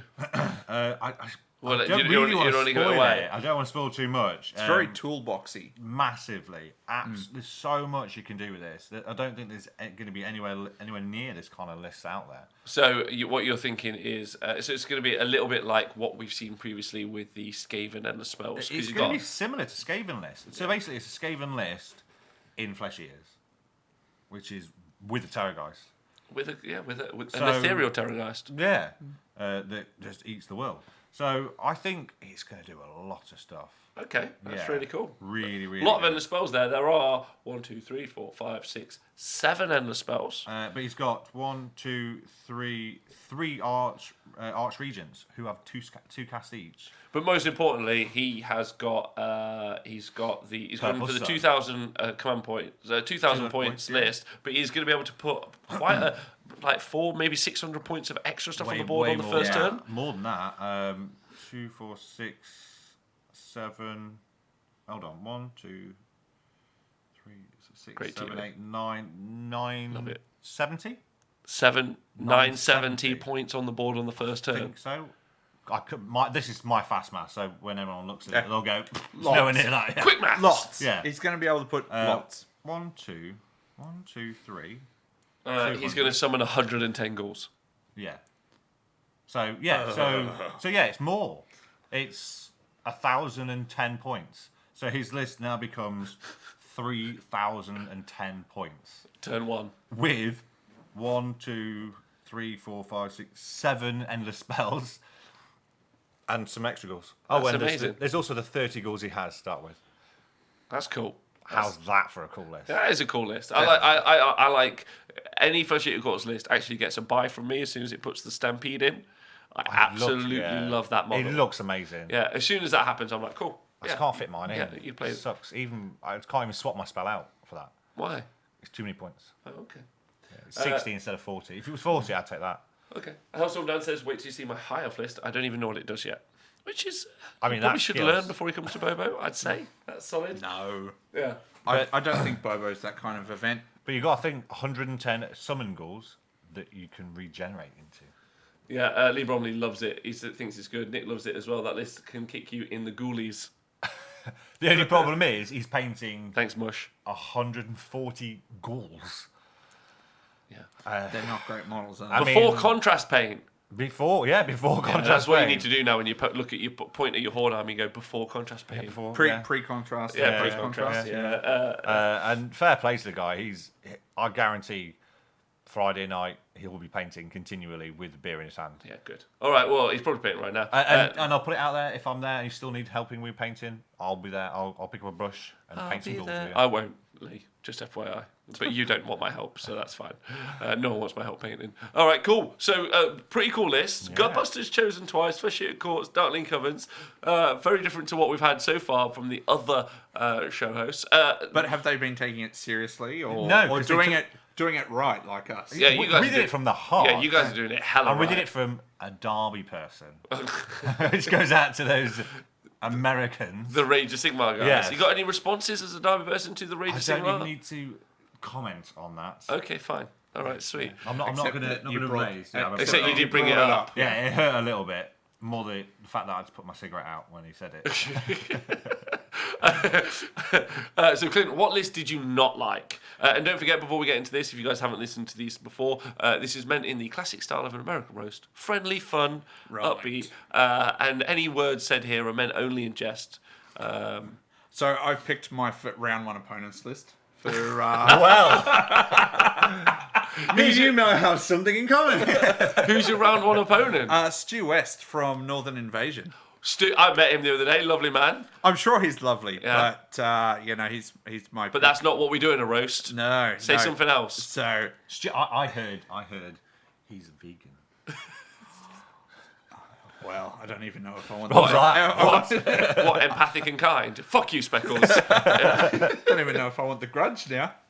Hi, Sunny J. It's cool. So it's called Drinking Man's Legion of Night. So I'm guessing he's going to take it very seriously. The Drinking Man's Legion of Night. Yeah. Solid. And then BoBo 2019, But this which has been on. Obviously, it's important. He's part of the Orkney Raiders Club as well. Yes, he's got that in brackets after his name. Yeah. So he's running Legion of Night. That's how I do things. I read things and I'm like... Well done. to read. So he's got Legion of Night. Okay, good. Yep. Legion of Night with the Lord on Zombie Dragon, as you do, with Swift Form, which makes it move quicker, and Ethereal Amulet. Then he has the Necromancer. I've clearly missed something. The White King with Baleful Tombblade. There we are. I've missed that out in my screenshots. White King with Baleful Tombblade and the Necromancer. 40 Scullies, 10 Scullies, 10 Scullies, 4 Morghast Harbingers with Halberds, 5 Graveguard, 5 Black Knights. He's got a Death March as well, and Geminids. So is this 2 Legions of Gash armies? He's Legion of Night. He's Legion of Night and I'm Grand Host. Yeah. So there you go. Manfred's Legion. You've just been bigging him up. He has to be the general in Legion of Night. Yeah. I didn't want him to be the general. Is that because he sucks? No, he can't be trusted. It's your own general. Going into the narrative. You're not meant to roast yourself. Yes. So he's got a Death March, but he's built his very differently to mine. He's sort of gone skeleton front end heavy, whereas I've gone heavy on the other units that can actually do things. Yeah. So, and he's got Harbingers though, which is pretty cool. But I'm going to take him down round one. So that's where this. So I like how you were like, cool. I'll give you some smack talk. I know this list. I'll batter it. What I really enjoy is which units you're both going to wipe out and then just res back. Yeah. And then it's going to be one of your those 40 games versus where my 40. what I really like is when you both do it, and you both be like, how fun's this? This is a fun mechanic. Look at all the points we haven't lost. No, wait. So if you kill the unit initially. Yeah. I've just had an epiphany. Hold on, you kill the unit of 40 Skellies. When it's resummoned back, you've killed the unit, right? Yeah. Yeah, okay, solid. All right, So my epiphany is just bounce back on this. yeah. New Legion of Grief. Yeah.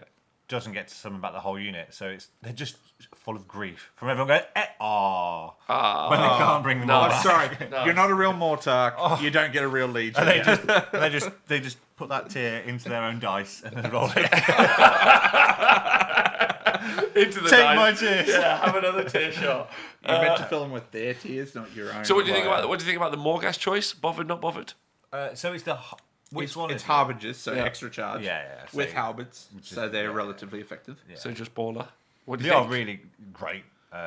The problem is, I've done it many times where I roll 3 dice and gone, oh look, 3 fucking ones, and it's not done it what you want. Are you? Did you mainly pick him out to be the list you didn't like because you feel he copied your list and he's a big copycat and you hate him? Pretty much, yeah. I'd go with that, yeah. Okay, fair. And he's a vegan, apparently. And he's a vegan. No. Wow, I can't believe that. A Scottish vegan is strong. Wow. Yeah. How does he don't know? I think that'd be like it being a gay in Syria. It's just not possible. Yeah. Well, they get stoned and stuff. It's real sad. It's real sad. Or is it? It's taking a whole new world. Whoa. Vegan was a joke. Whoa. Your hair just You were flicked putting up. in vegans then. Yeah, but your hair just flicked up like a genuine devil horn. Anyway, but the real gag is now Speccles' least favourite army list. Well, not to take anything away from you, but I have 2 picked my first round opponent, who I heard he likes to kick dogs. Really? What? He does. Wow. Goes up to him and goes, "Oh, you dog," and kicks him and runs away. Wait, your first round opponent kicks dogs? He does. Not horrifically, just gives him a little kick, when they're like, oh, and that's it. It just walks off, going, "Yeah, you know." Huge if true. Huge if true. He's Huge if true. evil incarnate. Wow. Yeah. Okay, so this is pretty big. So who is this person who potentially? Make sure to look into the microphone. Mr. Hug It Wild himself. Laurie Hug It Wild. Yeah. Dog kicker extraordinaire. Dog kicker. A kicker of dogs. If everyone currently online could tweet him and just be like, "I heard you kick dogs," that would make me smile. That's a bold claim, Speckles. He grudged me and went, "Have you got a dog or a cat?" I said, "Luckily, I've got What? a cat." He did. He's like, "It's a good job I don't have a dog. Kick it." Wow. I was like, "Hold on a minute. That's a bit mean." Okay, that's very shocking from one half of Smashing Nicey. So he's taken a Legion of Khorne Okay. with Archeon, a Bloodthirster. Legion of Khorne. What do you mean? Not Legion of Khorne. Khorne Yeah, Allegiance. Legion's Khorne. Yeah. It's a Slaughter Host Reaper of Vengeance. Okay. Archeon, Bloodthirster of Unfettered Fury, a Bloodstoker. There's no point reading out the list, Speckles, if you didn't pick it because of what's in the list, just because you picked the person. Yeah. Well, then just don't read it out because it doesn't help. Well, that's what you did. So you basically just want to shit talk about Hug It, Wig Well, It, that's But then I made comment on Stu's list. I am doing. Don't worry, I'll get down. Oh, there. okay, right. All right, okay, It's let's do it. fine. Okay, all right. I'm not an amateur at this. God, I don't even know where I was now. He has a great unclean one that he feeds dogs. Oh, okay. He does genuinely have a great unclean one. He does generally have a great unclean one. See? Right, okay. He's got 10 Blood Reavers, 10 Blood Reavers, 10 Blood Reavers, and 10 Blood Reapers, which will be useless against my Terrorgeist. I will defend the puppies and dogs and cats of the world. No, so you got some dire wolves in your list? No, I really wish I had for that joke. It would have just really he didn't gone bring high. them because he just kicked them Well, off true. the table. I mean, like spin kicked them off the table. I do. When I used to have my Legion of Sacrament list, and everyone was starting to like kill my direwolves, go, "You're not going to tell everyone you kill dogs." Yeah, that's rude. Yeah, but he's never played my dogs because I won't let him because he won't kill them. He'll just kick them till they. Talking about this, should we have a Chinese after? I'm just hungry. That's all I'm saying. I will eat some non-dog Chinese. Yeah. Okay. Wow. I mean that. So is Archeon? My own Archeon's- show is much less offensive. Archeon. What did you say? My own show is much less offensive. I don't know how to deal with You it. have listened to this show. I know, but I've never been on one. I've never normally participated in Nathan's it here to and balance been it. tied to it. See, you've got to do Nathan's job and bring the sexist not the sexist, the sex talk more rather than the horrificness. So wait, so is Archeon's in that list? Yes, he is. So just to talk about the Crumpeter in the chat has just pointed. So I played this in Game 5 of GT Heat 2. Yeah. It's interesting. So Archeon gets buffed by the Bloodthirster, and you can get double 6-inch pile-in, which can be devastating. Yeah, he's going to whip him like he whips dogs. And then the Crumpeter says, He table whips my 40 dogs. snakes list by turn 2 pretty much. So he tabled a daughter's list with the snakes. So loads of output from... Corton can do some amazing Massive output at the minute. And the wind-up Archeon is He still... did specifically say, flesh eat courts, that's easy mode for killing, when he grudged me on Twitter. And so he was also he gets +3 move, obviously, from the Great and Clean one. Yeah. Because he's got all the keywords, right? Archeon. So he's very, very buffable. Yes. Yeah. So that's quite cool. So yeah, it sounds like a fun list. What's interesting for Speccles is it sounds like a complicated list, so you're going to be awful against it. My list goes, I'm going to eat you. That's it. That's it. Yeah, just eat them. Okay. And I'm sure there's going to be like over 200 people there that are going to want me to kick his ass for kicking dogs. Surely. Everyone's come by the table going, just kick the dogs, I'll kick you. And that's it. Just go, I'll kick you, not the dogs. I mean, don't actually kick him, but other than the dog kicking, he's a really nice bloke, and I'd always wanted to play him. But apart from that, I mean, I didn't know this dark side of him. I thought, great bloke, love to play him. Saw a list of people he sees, great. People who play, sorry, not sees. Okay. I mean, he sees lots of people, but and then he kicks dogs. These sound like some fun lists, and it's obviously it's going to.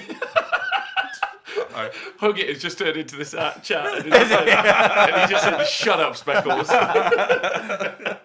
Oh, and the chat. I hope the chat have something to say to him. Yeah, well, I love how many people have logged in and have said, "Shut up, Speccles." In fact, Joe Purcell was messaging me earlier, and then he's just written. I was like, Joe, I can't talk. I'm live, and he said, "Tell Speccles he's rubbish at Warhammer." Just says it right there. Just so I don't know if you can see it, which is fun. Thanks, Joe. I was being so nice about him the other day as well. Pardon me? I was being so nice about him the other day as well. Yeah. Not now. Laurie is the nicest man in Warhammer, says Scrivo, and I can't disagree with that. He's a lovely Yeah, big Warhammer, man. great. Real life, kicks dogs. Right. So obviously BoBo's going to be a great event. I can't wait to do the coverage. Yeah. But Clint, question to you. Obviously, you organise loads of events, and what was incredible when I came to CanCon, sorry. Yeah. When I came to CanCon was the atmosphere. I thought was amazing. And I thought, and I saw a huge similarity between BoBo and CanCon, to be honest. I thought, but obviously there was that immense pressure that you had for running such a huge event, and the world was watching, just like they're going to be watching on Friday night, see if you win for Australia. So, are you excited about what's it like? What's it like going into an event like that? Like now, knowing you're going to go to an event of a similar size, are you excited? Because I mean, it must have been really exciting watching everyone play. But what was like? What was your experience organising it, and what do you think your experience is going to be playing in it? Well, playing in it's always going to be much less stressful than organising it. But it'll be very interesting to be on the other side of a coin because obviously I've never been in an event that big. Mm-hmm. Because the biggest event I've ever been in has been about 60 players, I think. Wow. Technically, it could be the biggest event anybody's ever been in. Yeah, to be fair. Yeah. But it'll just be interesting to see what's on the like what it's like on the other side, and see if John's as organised as me. Oh, there you go.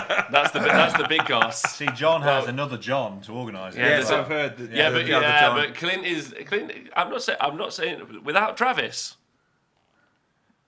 No comment there, is there? Travis was very useful and also much of a source of stress. Oh, okay. All right. No. Not as organised as me, as organised as my team. Yeah. You had a wonderful group of people working, but so like it's just fun watching you. I'm really excited that you got that everyone got you over here. I can't wait to see you all weekend, and we'll try and catch up with you at the event as you're playing through. I think that'll be really fun to track. Me and you. Yeah, they'll put it on stream. You're gonna win. You're gonna win. There we go. You're going to have to beat Laurie in order to do that, Speckles, and talk into the microphone one time. He's got to make it past 200 people that know he kicks dogs now. That's my plan. That's your plan. Yeah, he's not going to make arrives to the table so battered and bruised. He's like, I give up. Yeah. But so for me, I think I'm very excited about it. So excited. Looking forward to it, but mainly doing the coverage. So if you guys are watching, I know most of the people who are watching are probably people who are playing, so it's a little bit. But if you're somewhere else in the world, let us know where you're watching from. Like tweet us, Facebook us, let us know what you're doing. We are going to be running a competition on the day while we're doing the live streaming, so we'll let you know what that's going to be when we're live streaming. Can we win it? No, just people watching. We can watch. It's a watching prize. I'm going to have my phone will be there, like that. Just while you're playing, just like looking at the phone. Like, my first 3 hours are fine. when he doesn't turn up. Laurie says, beat him to a pulp, I'd still beat Speckles. Salt Mighty says, can't wait to go. It'll be my first ever match play event. That's awesome too. Yeah. Oh, that's deep end stuff there. 200 people. Yeah. So, I mean, it's going to be cool. First time I went to BoBo, I missed the first one, but I went to the second one, and it's so inclusive. It's so anybody you speak to there is just like, this is great, you're awesome, this is amazing. Obviously, you don't kick dogs, but it's amazing. It's just everybody there is down for fun. Yeah. I've wanted to come since the first one. I'm like, oh, that looks like an event that I can get into. That's why we could. And now, I'm here. Like that's really exciting. To do it. With the whole of Australia's like pride on your shoulders. You just got to keep saying that, aren't you? Oh, yeah. The whole weekend. Before I will call you the pride of Australia. Oh, okay. Before CanCon, every 10 minutes you'd go, Clint, the whole world's going to be watching. Don't stuff it up. Thanks. I'm like, cheers. Thanks, Rob. I watched. It was great. It was great. It was great. And a big shout out to Dan Say. I'm going to be missing him a lot, or Dispossessed Dan. So sadly he's not going to be here this time around. And obviously all Mr. AOS shorts, but we have got the Chuckle Brothers. So Chuckle Buddy and his brother Adam, they're going to be doing the infield reporting, so it should be a wicked Are we weekend. going to get them with like, the Tashers, like the Chuckle Brothers used to? No, I don't think people really know. Are they going to do To Me To You as they do the crosses? You've got to. I don't know. Please, make them do it once. At least. To me, to you, Rob. To me, to you. I don't know. I'm not. Right. Oh, fuck. Right, anyway. I really hope we're on the stream at some point. To me, to you. Yeah. We'll get you guys back at some point, right? And catch up with the weekend. So thank you for being on the show. You're welcome. Yeah, you guys have been amazing. Appreciate that load. Thank you to everyone who's been watching. Thank you to everyone on Patreon and Twitch. You guys badasses. Thank you for the presents, Clint. That's very nice of you. Thank you for the veggie. I'm gonna have some Tim Tams later. So big shout out. Don't forget to join us. Stat show isn't going to be on Tuesday. It's going to be on Wednesday because LOV is going to be actually in the house. In the house. So he's going to be down and we'll talk about the stats leading up to BoBo. Don't forget to tune in Friday night to see if Australia can beat the UK or if the UK can beat Australia. I'm impartial as a commentator. I've got no dog in the race. I just want everyone... No dog in the race? No, because Laurie hear that. Laurie's kicked it. So I'm looking forward to it loads. And don't forget to tune in for the coverage. We're doing stuff no one else... Like, we're going to be covering two games like we did at the Sheffield Slaughter. There will also be games 3 and 4 that we're able to jump to intermittently. So it should be some pretty solid coverage. I hope you guys enjoy it. I can't wait to watch it back. It's just going to be a great weekend. But then don't forget, we'll be back next Monday. Stat shows, normal shows, and there's some new stuff coming soon. So and me sat here with the trophy. And you sat next to me with the trophy as well. Oh, yeah, actually, this is important. Clint, what would your walk-up music be if you were going to play? Oh, Jesus. Well, you're going to play. What's your walk-up music going to be? That would have been good with some sort of notice. Yeah. I don't know. Okay. I just don't know. We Will Rock You by Queen's easiest one to always pick. Just straight out the bat. Just be like, I've got one. what's your walk-up music? Mine will be, for this specific army, Yeah. it's Game of Thrones. It's got to be. You know, Game of Thrones is a musical track, right? It's got a theme tune for Game of Okay, Thrones. the theme tune for Game of Theme Thrones. tune for Game of It's a Thrones. very long sort of... Do you walk in time with it? I just get your opponent to start waltzing with them. So they get completely confused and went, what the fuck? Would And it then be they Tub just go. Thumping by Chumbawamba? Why? Why would it be that? Just a great. That's just a suggestion from the chat. I don't know. I'm going to have to think about that. Sorry, chat. All right. Just have to wait. Well, Where's your head at? You get to see. You're gonna get to see it live on Friday night. Oh, okay. Do I have to pick a track now? Apparently, and then I somehow have to mate. work out how to incorporate that into a live stream. So thanks, Tristan, you prick. So, what you want? I'm just holding near the mic on my phone. just have somebody's phone speaker into the That'll mic. work. Yeah, that's solid technology. Right, Works. you guys have been wonderful. Thank you very much. Thank you to everyone on Patreon and Twitch. Thank you, YouTube. Leave some comments, likes, smash like and subscribe. That's a thing. What is that? Yeah, why is that a thing? You just because it's what YouTubers do. That's what they say. Right. Hey, before you go, just smash like, subscribe, hit the little bell notifications, fucking anything. Save the dogs. Yeah. Save the dogs. Save the dogs. And let Speckles win a game. Save the dogs. Yeah, you guys have been wonderful. Thank you for being in the studio, and goodbye to everyone, and have a great day. See ya. Bye.